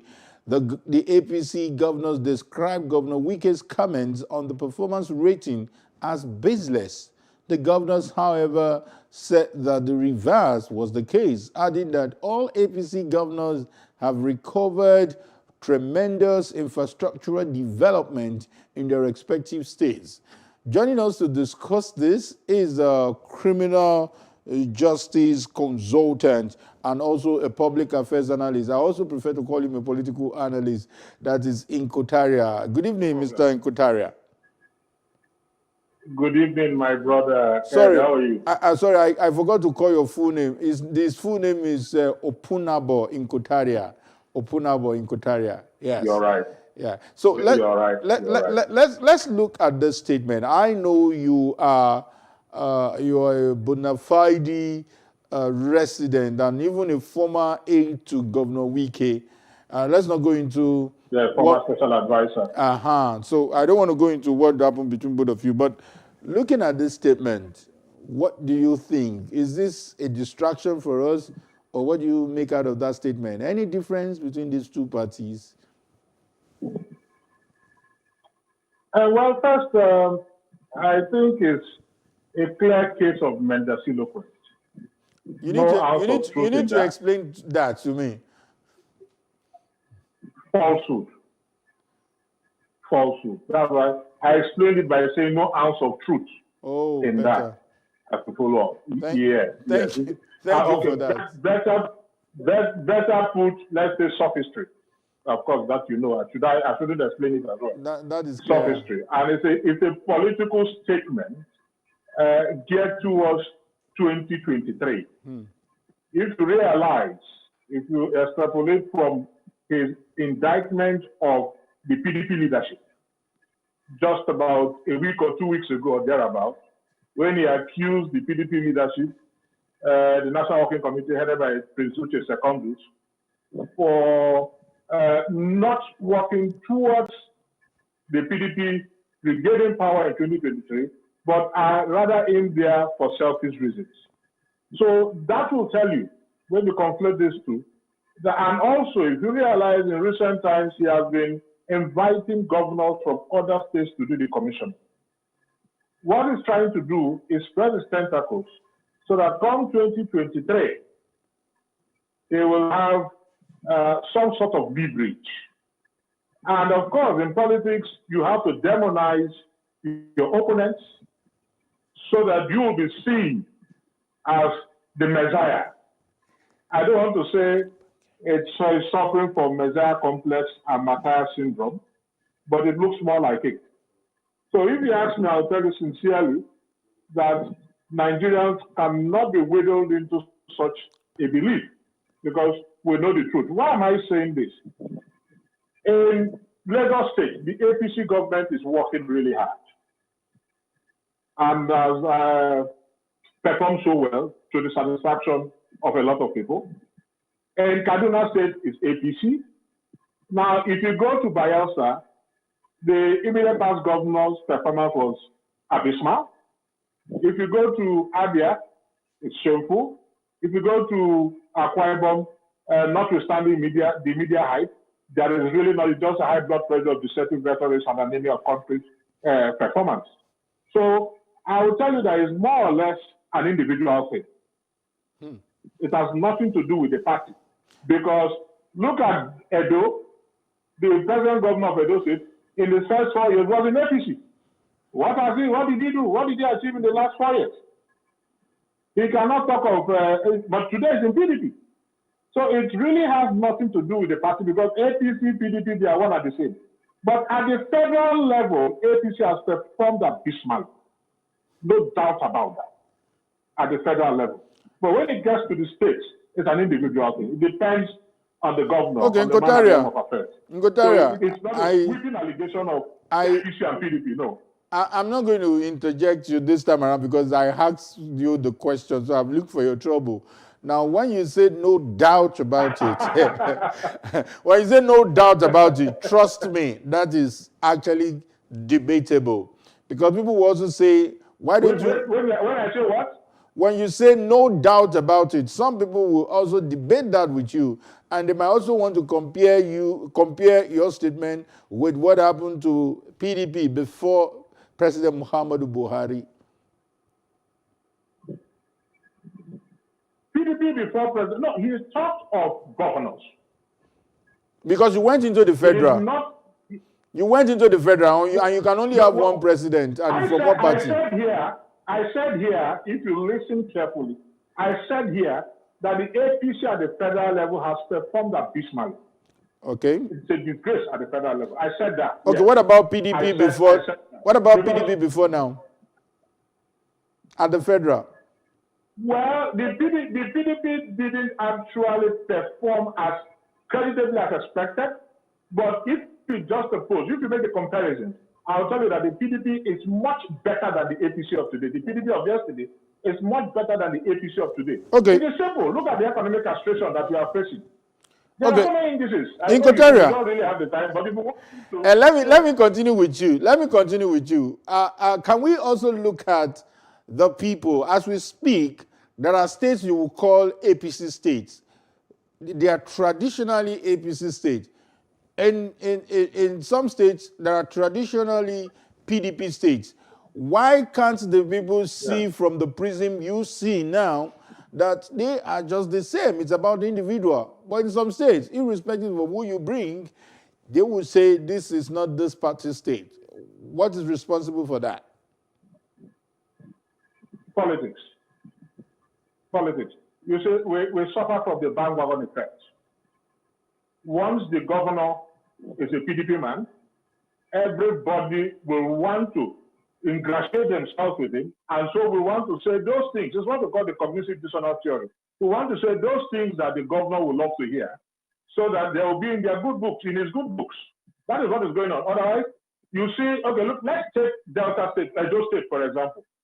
When he was an APC governor, everybody commended him. They praised him that the APC was better than the PDP, including the PDP, what are they called, chairman and so on, also castigated the governor for not performing well. The APC chairman was also, in their rebuttals, defended the governor that he has performed creditably. Now that he has moved to PDP, what did the PDP chairman in Edo say? He ate his words. Immediately he said, oh, that the governor is the best. Adam Toshomele that even recommended and campaigned for the one said it was done in error. So it has really nothing to do with the party. It has to do with the individual. So that's why I say Nigerians who are discerning will never be willing to do such a disbelief, because it has no nexus at all whatsoever with party ideology. It has to do with the individual at the end of affairs at that time. Let me bring you back to what led to this conversation. And this has to do with Governor Wike visiting the governor of Benue State. And he went there to commission some projects, and he was singing his praises to high heaven, that probably this wouldn't have happened if he were to still remain in APC. You remember his story, from PDP to APC, APC back to PDP, just because of differences in the way the farmers. Okay. Now let's give a penetrating thought to that. In fact, if Autumn accepts such encomium, then he has indicted himself, because he is now telling the world that as an APC governor he failed. Will he, in his autobiography, admit to that fact that as an APC governor he failed? He will tell you his 8 years in office was successful. That is number one. Number two, what was he getting as an APC? What did he not get as an APC governor that he's now getting as a PDP governor? Because if it is the IGRO, it will not change. That is number one. If it is federal allocation, it will not change. That is number two. So you find out that it suffers from eclipse of reason and poverty of logic. There is no sense in whatever. It's just political campaign. It's as simple as that. And it's geared towards 2023. And that is why you find out that the governors are now networking. That is what they are doing. They are networking towards 2023. That's the whole bottom line. That's the summary of it all. So it really has nothing to do with the party. And nobody can actually convince me to the contrary. It's not possible. Because Autumn was not baptized, was not born again when he defected to PDP. He was not born again. He didn't go for any special training. He didn't go for any nothing. He just moved from APC to all they did was change the flags. So the flag, the flag that was behind Autumn. Mr. Kotaria, I trust me, I think I'm on the same page with you. If you can hear me, Mr. Kotaria, I think I'm on the same. I'm on the same page with you. There's hardly ideological difference. But let's look at the idea of free room to operate. I'll remind you some political history. You remember when Asiwaju Bola Ahmed Tinubu was the governor of Lagos State, and it was a case of it was not even being given federal allocation because it created some local governments. And people would say because of the way the federal government, who was PDP then, stifled resources being allocated to him, he was able to come up with a whole lot of ideas. So have you considered the issue of, this is an opposition, I want to make a statement that we are better than the party at the center? Or have you also considered a case of you might enjoy some federal support that will make you perform better? Or it makes you like a danceicle that, oh, come the next election, I will have the federal support and I will get the victory. Let's look at the factors now rather than ideological differences, if you get my point. No, in my response to your question, all these issues you raised were factored in. That's why I said, did it affect the IGR? It did not affect the IGR. Very true. Did it affect the federal allocation to the state? It did not affect the federal allocation to the state. So at no point in time was the state starved of its funds. The federal government still released the funds to the state. The case of Lagos State is different. And although the court also ruled against it, but Obasanjo defied court orders. That was what happened. And they finally released anyway, but the court ruled against it.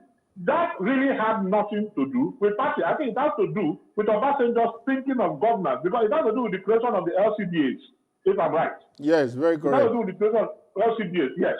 Exactly. So that has it is not the same. It's not the same as this. It's a different thing altogether. If Autumn had said, or if Wike had said that, look, because of this, like when they delayed the release of funds to him, the COVID funds, he shouted, he clamored, he made noise about it. And they said it was because it was a PDP state. Eventually, they released the money. Okay. So if they are not released, then the argument would have been tenable that because you are PDP state in the opposition, you are being denied certain benefits. But in this particular case, you are not denied any benefit.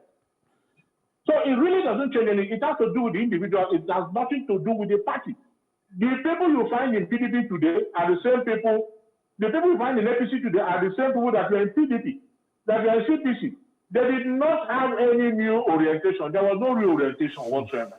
Okay. And they did not change their paradigm of leadership. They're the same. The commissioners are the same. The special advisors are the same. The local government chairmen are the same. The county government is the same. The government is the same. So what is? Inkotaria, let me use your word now. For this will be my final question, and it's more of a test to your political. Kayode, you are mere 20 minutes talk. Okay, no problem. If you can pay for the airtime, no problem. If you can pay for the airtime is quite expensive. By God's grace, I'll get there. Okay, good. So this is my final question, and it's a way of putting you on the spot to test your political sophistry. Yeah. We had a discussion yesterday, and I want to put this point blank to you. Someone said that, forget it, APC will never win a state like Rivers State. Looking at the crisis that is Chilaka. Whoever said it, don't worry. I know you're watching our program. Basically, how true is this statement that this is traditionally a PDP state? But you were saying that they are same of the same, that it depends on individuals. Do you hold on to that point even in the state that you are from, Rivers? For now, when they say traditional, it's because APC has never taken over power in Rivers State. No other party, APC, AMPP, ACN, and so on. I think it's on that premise he said it's traditionally a PDP state. But I disagreed with him when he now said, come 2023, PDP will still win. Maybe because of the schism in the party. But anything can happen between now and 2023. So you cannot say for sure that come 2023, PDP will win. No. I don't, but maybe he has the gift of clairvoyance. He's the modern day Nostradamus. And that is why he's saying what he's saying. But I can tell you that it is too early in the day to say come 2023, PDP will still win. It is too early in the day. Because in politics, just 1 hour is more than enough to affect any change you want to change. Thank you. That's the truth. So I agree with him on that point. But for now, it is traditionally a PDP state because no other party, right from 1999, has taken over power from PDP. That's why it says traditional. But not that in 2023, it cannot happen. PDP is not invincible. We've seen it in other states. Okay. It's not invincible. Even at the federal level, PDP was defeated. I was about to commission you Nigerian political Nostradamus, but yours is more of analysis of it can go this way, it can go this way, which I think I prefer, rather than being a Nostradamus. Exactly, yes. Thank you so much. Thank you. Before you. Thank you so much, Opunabo. I'm not Nostradamus. We have to end it now. Thank you so much, Opunabo Inkotaria, for your insight. Trust me, it's a fun to always have you here. It's my pleasure. It's my pleasure as well. And this is where we call it a wrap on today's edition of Plus Politics. Plus Politics returns tomorrow. Even on Christmas Day, there will be Plus Politics. And it will be my pleasure to have you while you're eating your chicken and you still tune into our channel to watch what we have for you. My name is Kayode Ladeinde, and bye for now.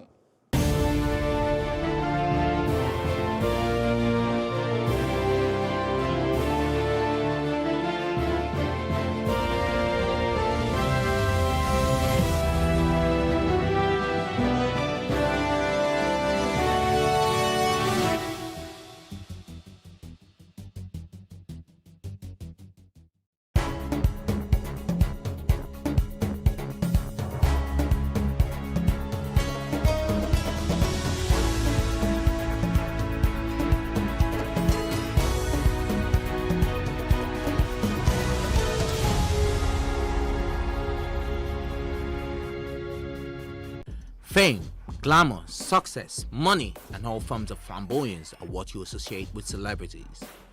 But with the recent pockets of reports of Nigerian celebrities revealing their battles with depression, it calls for concern of a thin line between fame and depression, between appearance and reality, and many rhetorical questions. It is the desire of most artists to have an international deal and get international recognition. The quest for this fame and self-accomplishment continue with a lot of the big names now relocating outside the country. Nothing seems unchanged as racism is another social menace still confronting them. This leads to depression at the expense of love for their craft. A close observation shows that social media has continuously been a contributory factor. The regular interface with imaginary audience creates a lot of tension and illusions by many of these artists. Recently, many of our favorite stars such as Ari Song, Wajay, Dija, and a host of others have been vocal about their battles with depression.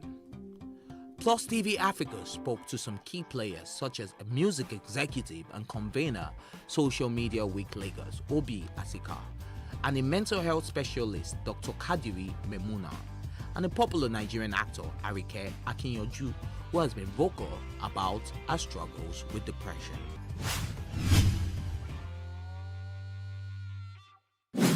I think it is.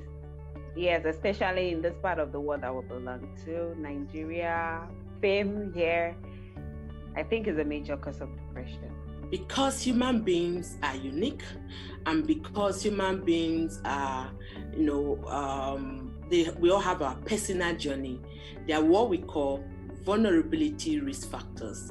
People are already vulnerable in one way or the other, maybe from adverse childhood experiences, and then with fame, which is somehow as you grow, it may be a childhood fame, because sometimes you see some children, they grow into fame, while some people are deliberate and intentional into achieving fame.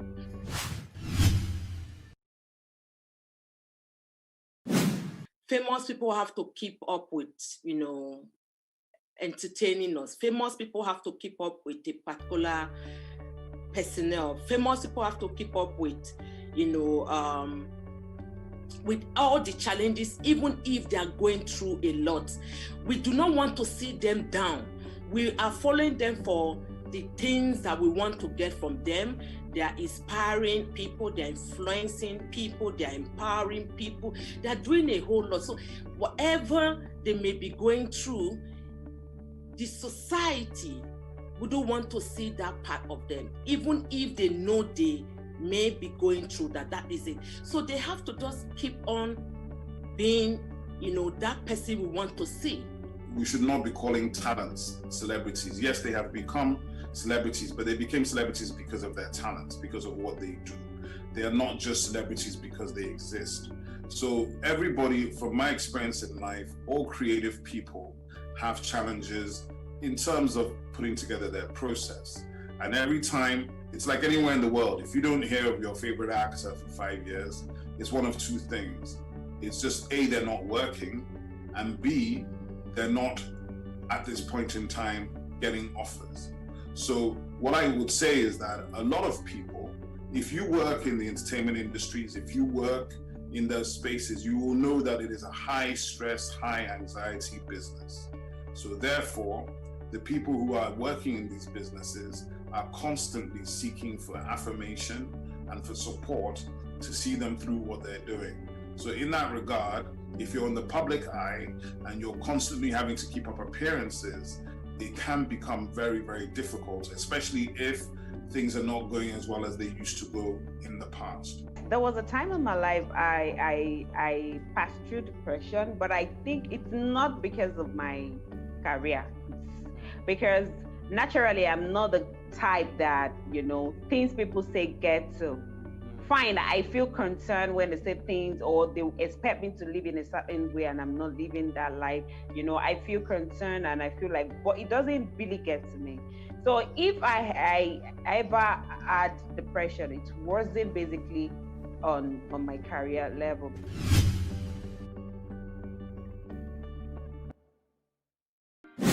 That would be great. In fact, that would really, help in this advocacy that, have been blazing the trail in Africa, trying to change the narrative and let it be a movement for people to understand that mental health is as important as our physical health, if not more important. And for the fact that it's intrinsically linked to our physical health, we have to guard, protect, and prioritize our mental health at every given point in time. So if we start seeing the media and entertainment industry putting our mental health as part of their package, it may not necessarily be a department because that's a tall order, but ensuring that from inception, when they are setting up that business, they incorporate what we call an employees assistance program. It's a subtle way of inculcating mental health services within your organization. What that just means is that as a business owner and having artists and producing whatever you're doing in media and entertainment, you and your employees, or you and your gang, you and your group have a safe space where you have been able to build a culture of compassion that individuals in that organization can speak up, can speak out, can seek for help from professionals in rendering this employees assistance program. I don't actually agree that record labels, entertainment companies, or businesses should actually be having mental health departments. I think mental health is a very, very specialized issue. What they should be doing is being aware of mental health and have mental health professionals that they can relate to if they have issues with any of their talents or clients. Unfortunately, for many years, it has always been stigma here. So people do not engage the topic and they don't discuss their problems. But definitely a lot of talents and a lot of people in society have mental health issues and issues with depression and anxiety and other things of that nature. So it's important to relate to mental health professionals who can help when you have somebody or friends or family or clients or talents who have any issues at all. You could you could insist that your clients and your talents do have regular counseling sessions, do have relationships with counselors and psychiatrists that they can have conversations and unload and unbundle any issues they might have.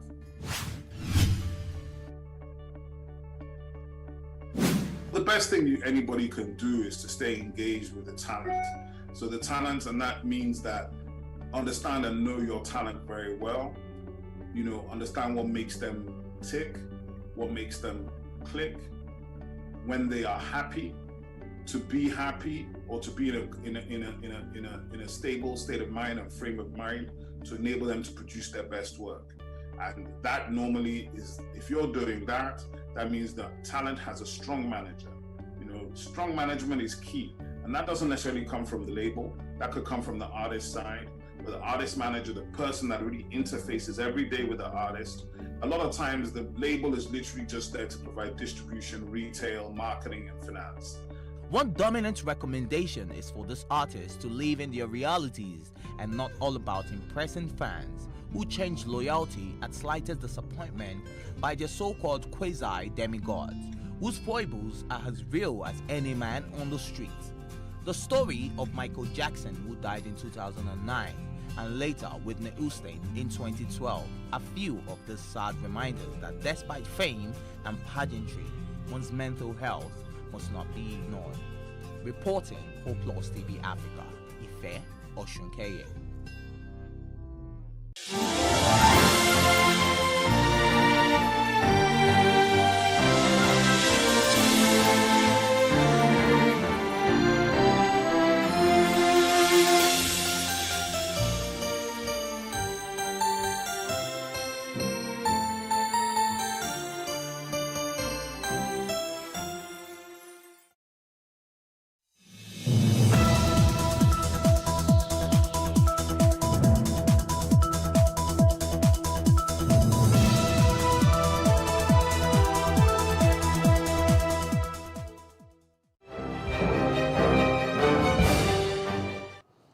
Thank you for joining us on the news on Plus TV Africa. I am Osaogie Ogbon.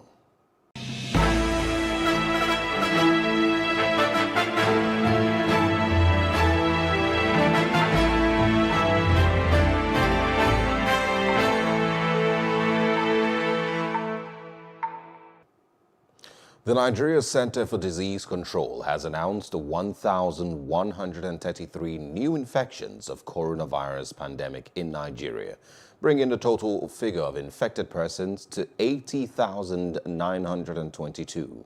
The NCDC said the Wednesday figure is the highest single-day tally, adding that the new infections were recorded in 17 states and the Federal Capital Territory.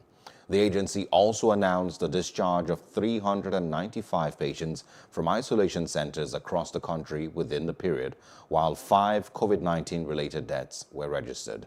It stated that Lagos, the state with the highest number of cases, reported 397 new infections, followed by the FCT with 357 infections, while Kaduna had 81, Plateau State had 63, Katsina with 46, further details revealed as follows: Sokoto with 32, Oyo State 28, Ogun 21, Kano with 19, Rivers 18, Osun State 13, Edo and Niger State both with 12 cases each, Bayelsa with 11, also Borno with 11 cases, Bauchi 8, while Jigawa and Ondo recorded 2 cases each.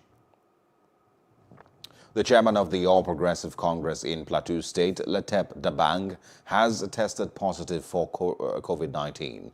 Disclosing his status, Dabang said the results of the test he underwent a couple of days ago returned on Wednesday.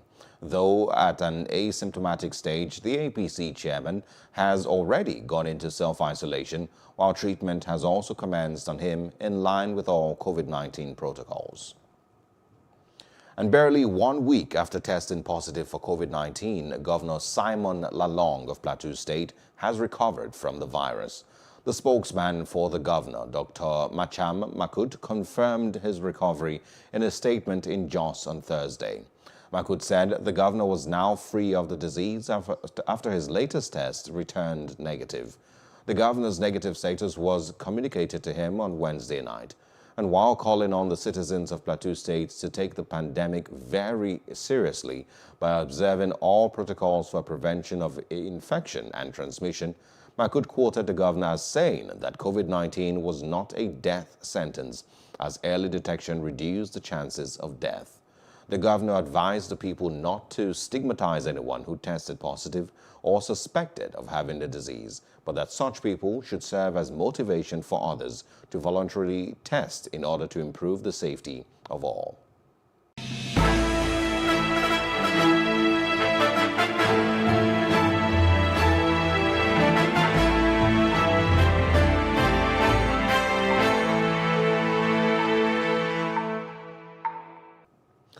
Ahead of the Christmas and New Year celebrations, the Inspector General of Police, Mohammed Adamu, has ordered tight security arrangements and proactive patrols across the country.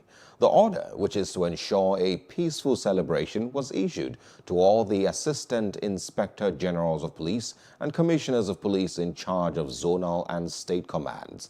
The IGP equally directed the strategic officers to ensure massive deployment of intelligence and other operational assets of the police, particularly in major highways, airports, railway stations, recreational centers, motor parks, places of worship, financial institutions, and others.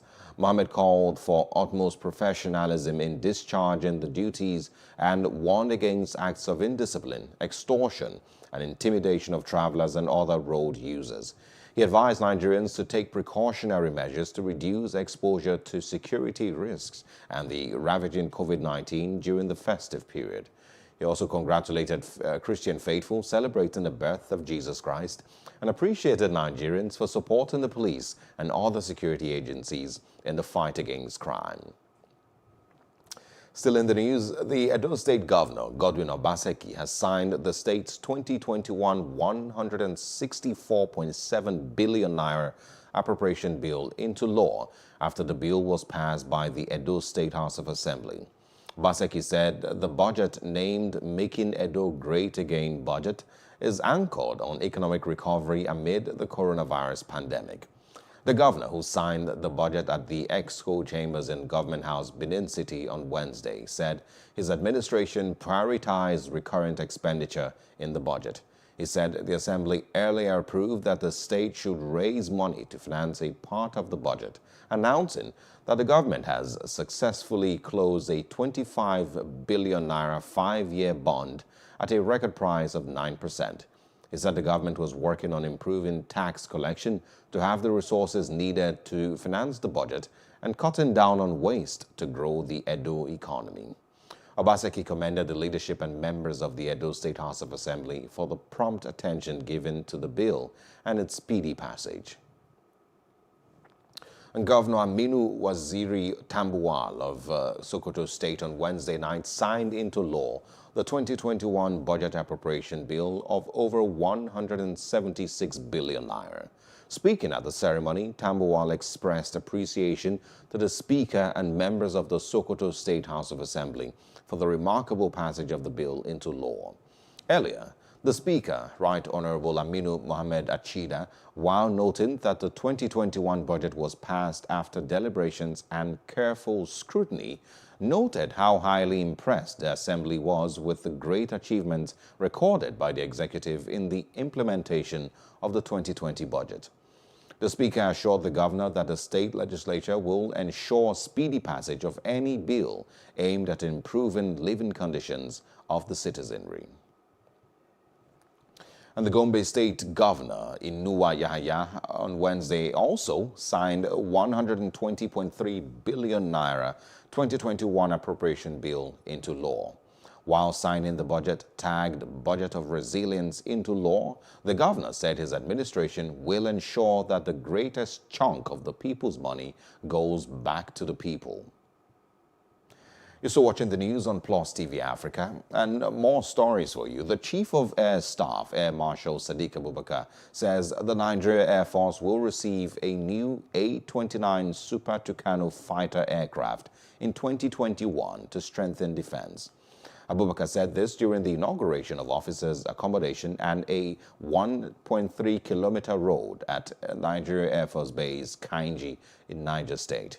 He explained that the provision of additional infrastructure at the base was to appreciate the efforts and contribution of the personnel of the 407 Air Combat Training Group in projecting air power across the country. He noted that the sacrifices being made by the personnel must be supported by all Nigerians for them to do more for the nation. And now moving on to other parts of Africa, more than 100 people had been killed in a recent armed attack in western Ethiopia, the country's federal rights group confirmed late on Wednesday. The bloodshed took place in the village of Bekoji, Metekel zone in the western regional state of Beni Shangul Gumuz at around 10 p.m. local time on Tuesday. The Ethiopian Human Rights Commission, EHRC, a federal rights group established by the Ethiopian parliament, in a statement noted that the attack was carried out by armed men who set fire and shot at residents while they were asleep. It also called for the swift provision of medical and humanitarian assistance to the victims of the attack and displacement and holding the attackers accountable. Now, outside Africa, Chinese Foreign Ministry said on Thursday that China would suspend direct flights to and from the United Kingdom, citing the emergence of a new coronavirus strain. Countries across the globe are shutting their borders to Britain after the emergence of a highly infectious new coronavirus strain. There are currently 8 weekly flights between mainland China and the United Kingdom, according to aviation data provider Variflight, including 1 each by Air China, China Eastern Airlines, and China Southern Airlines. British Airways operates 2 flights a week from London to Shanghai. And the United States President Donald Trump has vetoed a $740 billion defense spending bill, that passed Congress this month. Trump is objecting to provisions that limit troop withdrawals from Afghanistan and Europe and remove Confederate leaders' names from military bases. He also wants it to repeal a liability shield for social media companies. Bills passed by Congress need a president's signature to become law. On rare occasions, a president may choose to veto or reject legislation because of some policy disagreement. Lawmakers had passed the measure with an overwhelming majority and can override a presidential veto and enact bills into law by mustering 2/3 of the votes in both chambers of Congress, the House of Representatives and the Senate. And now moving on to business news, a financial expert on Thursday urged the federal government to strengthen the Bank of Industry to provide low-interest loans easily accessible to farmers to boost agricultural sufficiency. Adeyemi, a chartered accountant and tax manager, commended the government for its initiatives to boost the agricultural sector. According to him, these had impacted positively on the lives of the people, but were not enough to make sufficient food available to citizens, arguing that if low-interest loans were given to farmers for the purchase of farm supplements such as fertilizer, seeds, and machines, it would go a long way in boosting agriculture, which is a critical sector in the economy.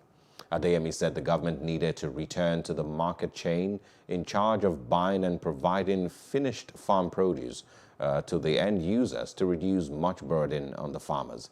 He suggested that the government puts measures including palliatives, tax waivers, and infrastructural development in place for individuals and corporate bodies. Still in business, China's foreign ministry said on Thursday that media reports of Chinese demands on nuclear power investment complicating bilateral talks with the European Union are fake. Wang Wenbin, a spokesman at the Chinese Foreign Ministry, said at a regular briefing that discussions on the China-EU Investment Pact are proceeding smoothly. German magazine had reported on Wednesday that negotiations had stalled at the last stretch because China was raising additional demands on nuclear energy. From business and now to some sports news. World Soccer governing body FIFA has announced Education City, Ahmad Bin Ali and Khalifa International Stadiums as venues for the 2020 Club World Cup in Qatar. The tournament, which was earlier scheduled for 2020 but postponed due to the COVID-19, will hold from February 1st to 11th, 2021. The match in the opening ceremony will be played on February 1st at the Ahmad Bin Ali Stadium, which was inaugurated on December 18th. Qatari champions Al Duhail will face Auckland City of New Zealand in the opening game. Education City Stadium will host the final of the tournament, which brings teams from 6 continental confederations. The teams in the tournament include Bayern Munich, Ulsan Hyundai, Al Ahly, Unal, Auckland City, and Al Duhail. Protection from COVID-19 will be provided by the host country all through the tournament. An Australian coach, Justin Langer, has all but confirmed his side will be unchanged for their second test against India, which starts at the Melbourne Cricket Ground on Saturday. Australia completed an 8-wicket victory over the tourist in their first test in Adelaide after they dismissed Virat Kohli's team for a record low score of 36 in their second innings. I'll be a pretty courageous man to change the 11 for this test match after the last one, Langer told reporters on Thursday. Opening batsman David Warner, who missed the first test because of groin injury, had already been ruled out of the match and was likely the only player to have been in contention to force his way back into the side. And that's the news at this hour. For more news updates, please follow us at Plus TV Africa on Facebook, Twitter, and Instagram. And do subscribe to our YouTube channel at Plus TV Africa. We'll be back later with more stories making the headlines. I am Osaogie Ogbonwa, and thank you for watching.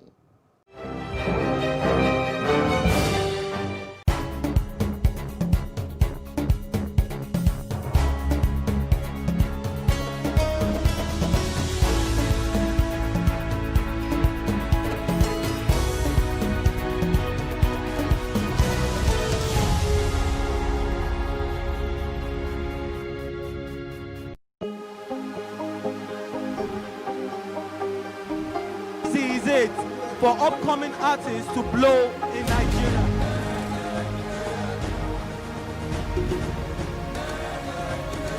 welcome to Plus Trending. I am Buki November, your host, saying thank you for joining us on today's episode. Welcome back. It's tea time on Plus TV Africa. Practice makes perfect. I'm not perfect yet, but I'm a lot better than I used to be. He's a king. He's entitled to marry 100 if he wants to.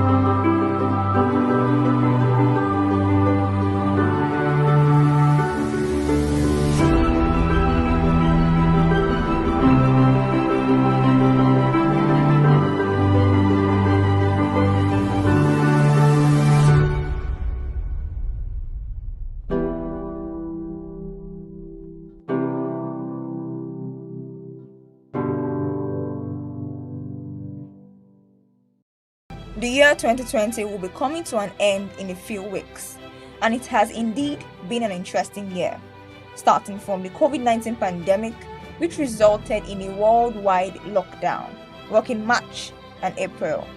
Then, the arrest of Nigerian internet fraudster Hush Puppy in Dubai, and the nationwide #EndSARS protest. On Google search, many Nigerians showed their curiosity through by checking the search engine for answers and information.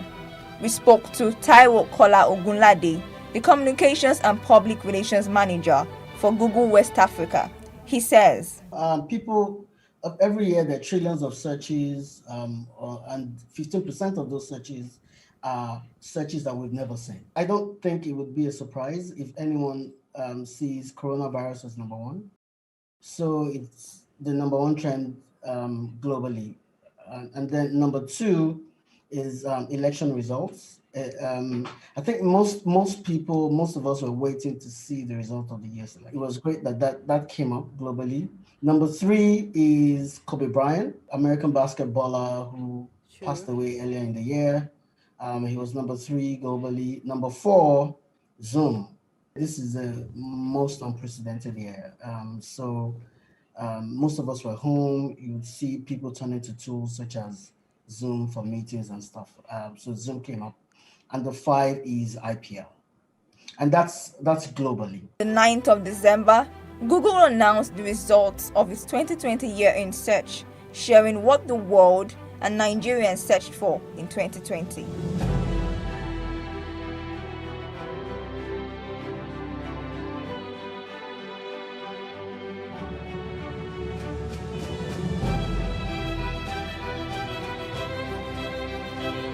Google's 2020 year in search compiles the moments, people, topics, events, and places that captured the world's attention this year.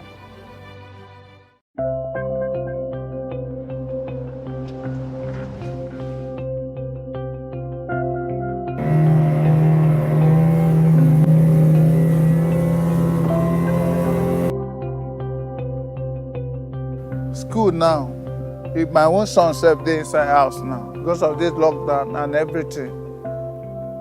All the children just sat down for house now. We many. Our children many. Then they inside house. We need school for this our community now. Make our children not leave us, go far place. Say they will go school for there. No, we don't need that.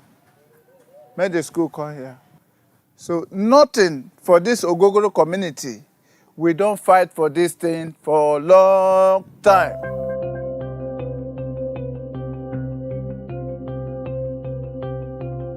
Actually, the community is under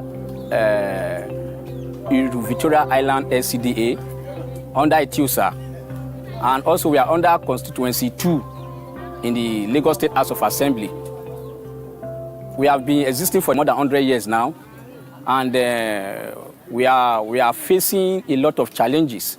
We have more than 3,000 people, and a community whereby there's no health center, there's no school. In the education aspect, there's no school. Our children are not going to school. Even where there is school, the distance is far. How can you expect a 2 years, 3 years, 4 years old baby, a child to trek a distance to the school?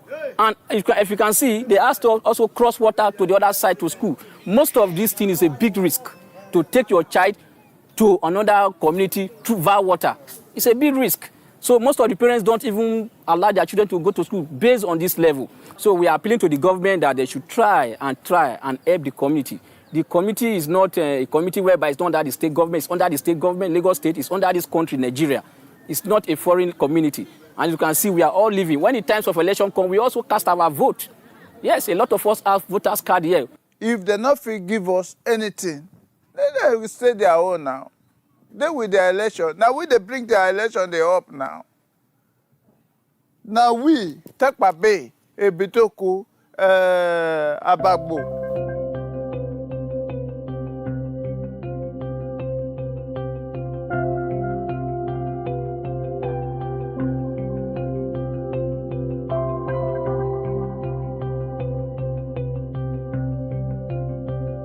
Children dey here well. Children dey here, no school at all.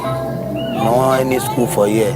Make government come do better school for here. I get 4 children, now 2 they go, now 2 don't go. Why 2 they go, why 2 no they go? And school no dey now. All these children, they know, we don't have, that's why I say we don't have better school here. No school. If we go today, tomorrow, no, that's why we say school day. If I not sit down for house like this, I beg, we beg the government, may they help us come build school here. So many of these our children, they may they come up for house.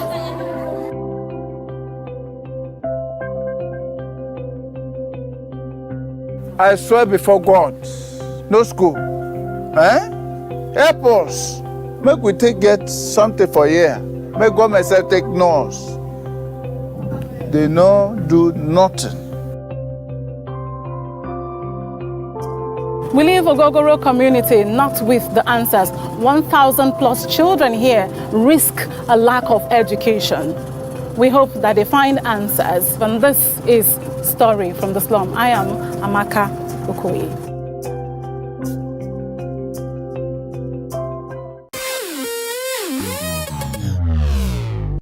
Sometimes when we see celebrities either on social media, television, or in person, we assume they have it all together, but we forget that they're also human. Well, here are some of the low points of some of your favorite celebrities.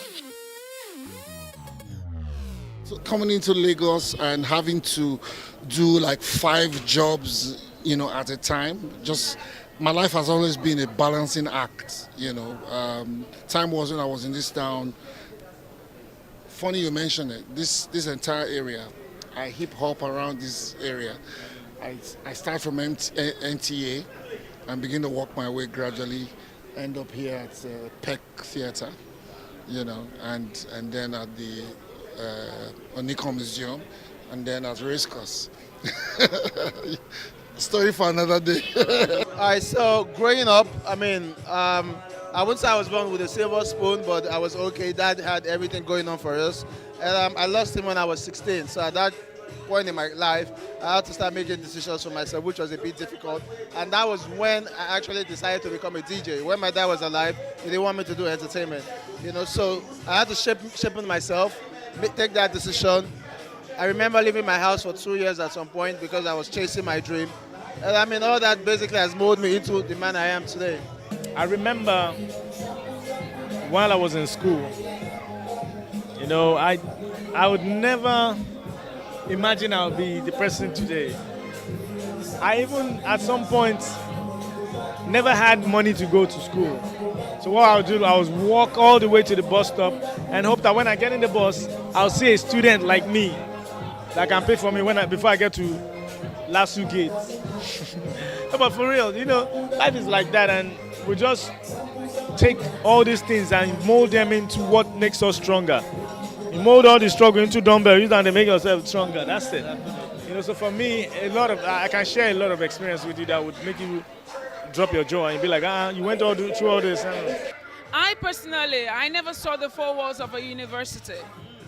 But I found myself now being able to inspire and speak to a lot of audiences. And it's all about self-improvement. Having that drive to, you know, I want to be better than who I am. I want to move. I want to be a positive change. I want to impact positively on the people. It is just one making that honest decision to push themselves rather than looking for the shortest cut by doing all sorts of, you know, hanky-panky nonsense. We can. Only you can. I've been so broke that I had to walk from Maryland to Ilukweju because I didn't have 15-hour transport money for bus. So yeah, I've been through that. And I didn't want to call anybody. This was something that I was like, I got to go through this on my own because I decided to get into the entertainment industry and chase after my dreams. Left my job. I was tired of calling family, parents, my father, my mother, my guardians to say, yo, I'm broke, you know. I was like, you know what, let's rough it, you know. And I did. But here I am today. One of my worst experience then was when I premiered on radio, the first 2 weeks was hell because people was calling the radio station to some said they should arrest me, some said they should sack me, some said they should they don't like my voice. They just feel I'll be worried, but are they rude, you know. Then not be now we be like say comedian go come. Then a few comedians they. So when you go strange land and I no go a day, then when you go that kind of area we be like say the only comedians where they know that and Ikemowo or Sophia Sin, and you got they speak pidgin, and you know say comedian that time, if you hear person, you go be like say you did rude. And those Igbo people, they're not they take a likely at all. So the first 2 weeks for my radio career, they say me they sack me. First 3 weeks, so me and my friends, what will they do? People go call the radio station, say me they sack me. We can go buy card, 90 card. So when those people they call, my friends will go try to call the radio station, say, Mona Livamo, now our best presenter. But the funny thing is our calls not they go through. If we try to call the radio station where they work, we know if they get the radio station. But the other people they call. And the village people. Yes, my village people, your blog, they lie. A few years ago, 2012, I think, or 2013, I was on a music competition. I was in a music competition, and one of the judges said to me, I still know him, I'm not going to call him out. So he said that he doesn't feel like singing is something I should ever think of. How did that make you feel? I didn't feel bad because I'm precious.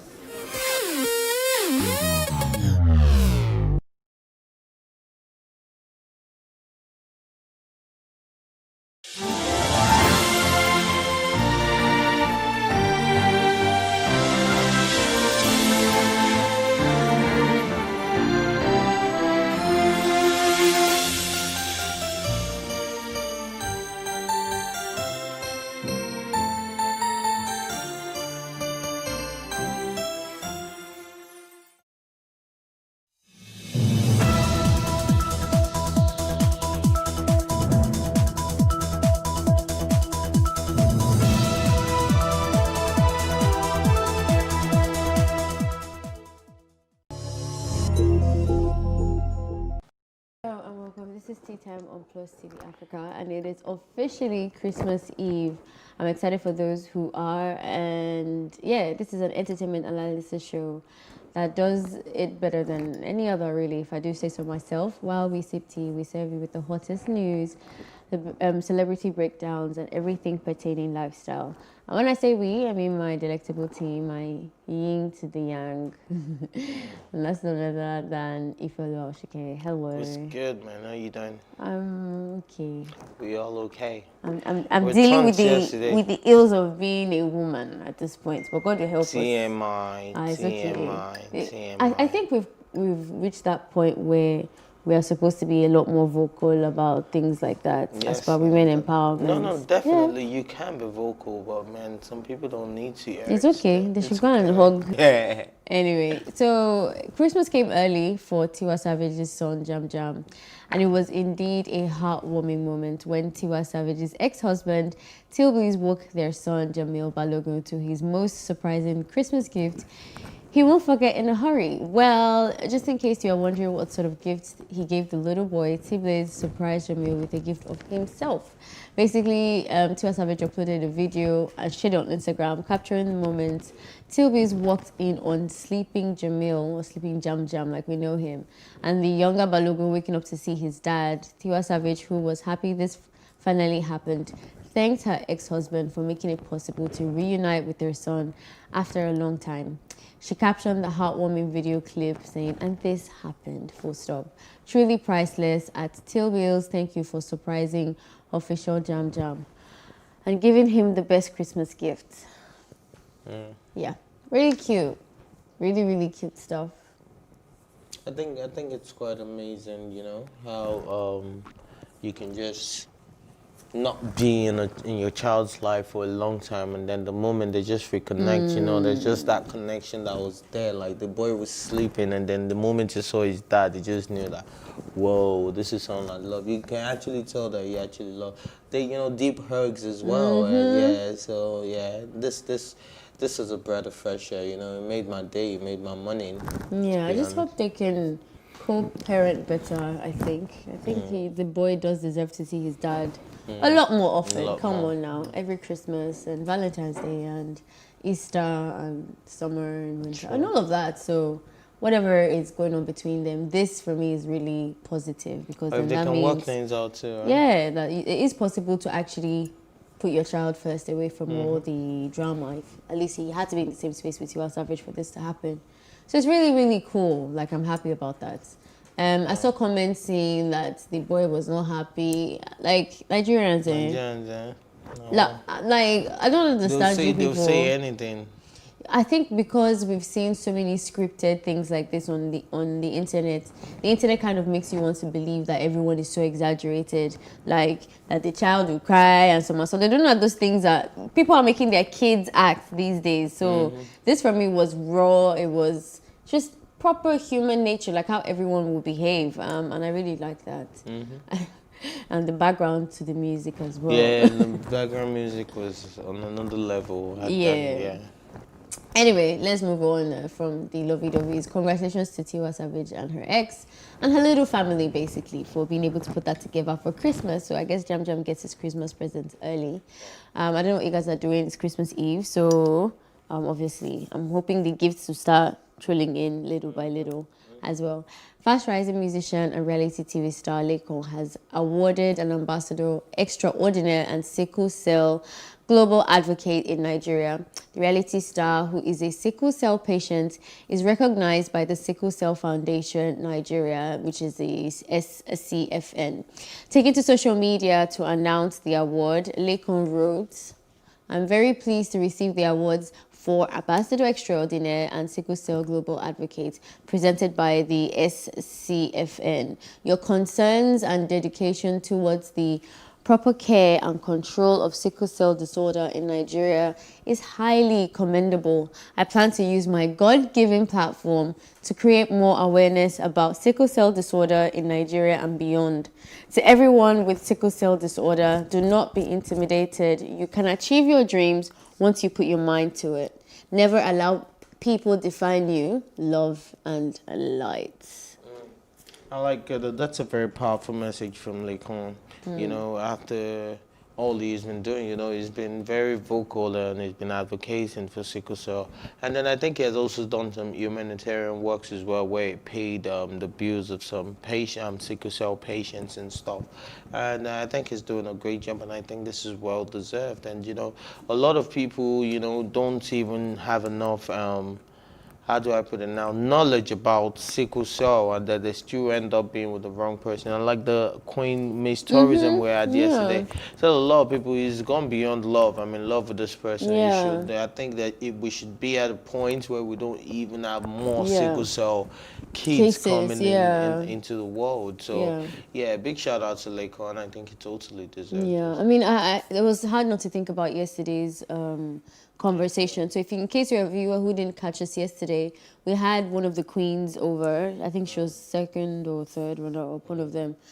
Queen from her name was Alice, and she herself is a sickle cell anemic patient as well. I don't know if you call it patient or survivor. There's probably a right term for that. And she was talking about how one of her major goals using her platform to really advocate for that is avoiding same genotypes to prevent such a thing. So it was kind of interesting hearing it from the horse's mouth. I think it's really powerful, more powerful when you're hearing it from somebody like that. Like, it's easy for me to say to you that don't marry this person, love is not enough or whatever. But if you're seeing the product of what you could actually give birth to, and the person is telling you it's unfair, it's not worth it, and that we should do she also mentioned something too that really stood out, was that there's even other ways that you can, with the help of obviously health practitioners, that you can have a safe baby or whatever. I don't know, maybe. Sure. Yeah, so it's really interesting. I remember with Lakon, when he was in the house, there was a lot of speculations as to whether or not he was actually sickle cell.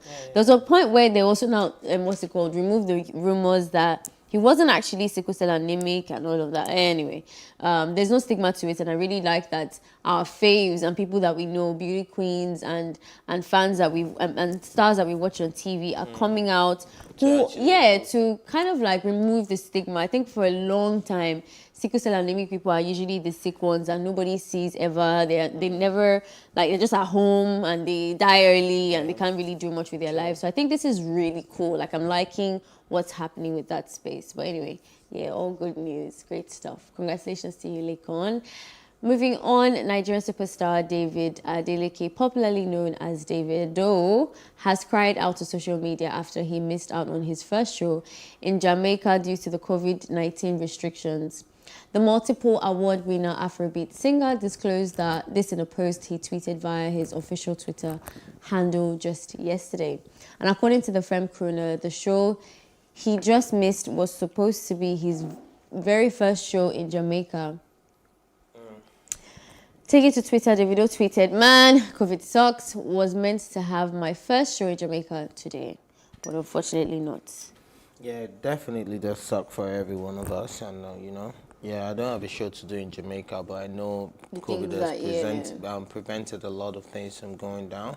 And I like the fact that, Davido is a rich kid, he could have used his PJs, to fly down there and be like, oh, I down the consequences. I like the fact that he's still adhering to the COVID-19 rules and regulations and, taking precautions, because, like, we are being told there's a new strain of COVID-19 that is going around, and I think everybody needs to stay safe, especially this Christmas and festive season. You just have to stay safe. Yeah, I mean, he's already shown he's quite serious about COVID-19 regulations when he canceled the DMW thing, because I know that's like direct money into your pocket. So I think that speaks to me more volume than just tweeting. Like, he's shown him many times that he wouldn't risk the lives of others or himself or the people around him for monetary gains. And I think that's something to be commendable, in my opinion. But anyway, let's go on a quick break, and don't go anywhere. We'll be right back. We still have more topics in store and guests to chat with. Don't go anywhere.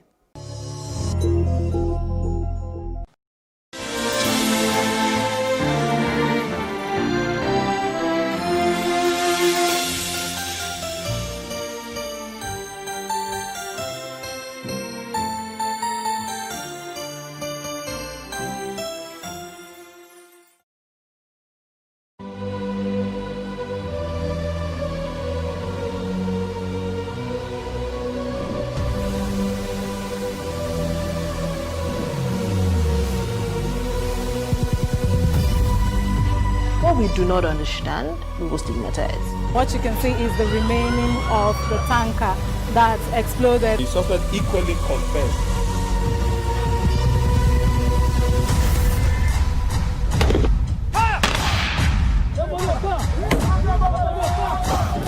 A 500 naira they collect them. If you don't talk, then go beat you. Now 2,500 and they pay.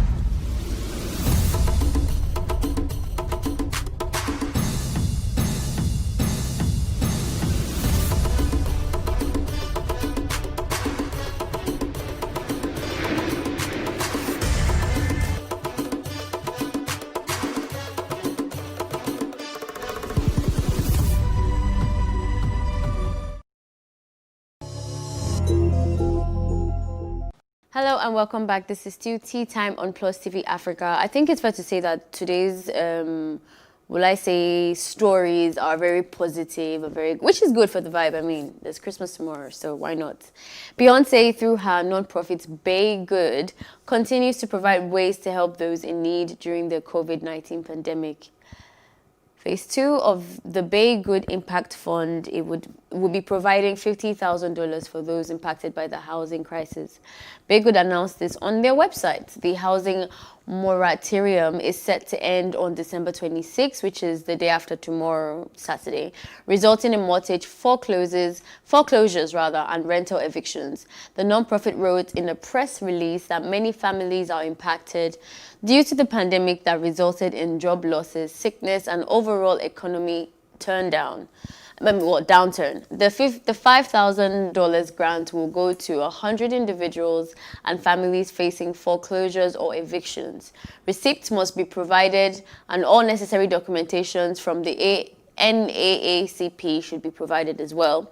The online application opens in January 7, 2021, and funds will be reimbursed in late January. Round 2 will open in February. I'm saying all these things like as if no Nigerians can go and apply, but just in case, just in case, I remember thinking, I wouldn't mind though, I just gotta quickly send my. We're not under that body of that she wants the documentation from. But it'd be really nice to just try to be like, listen, I'm a big fan, and I know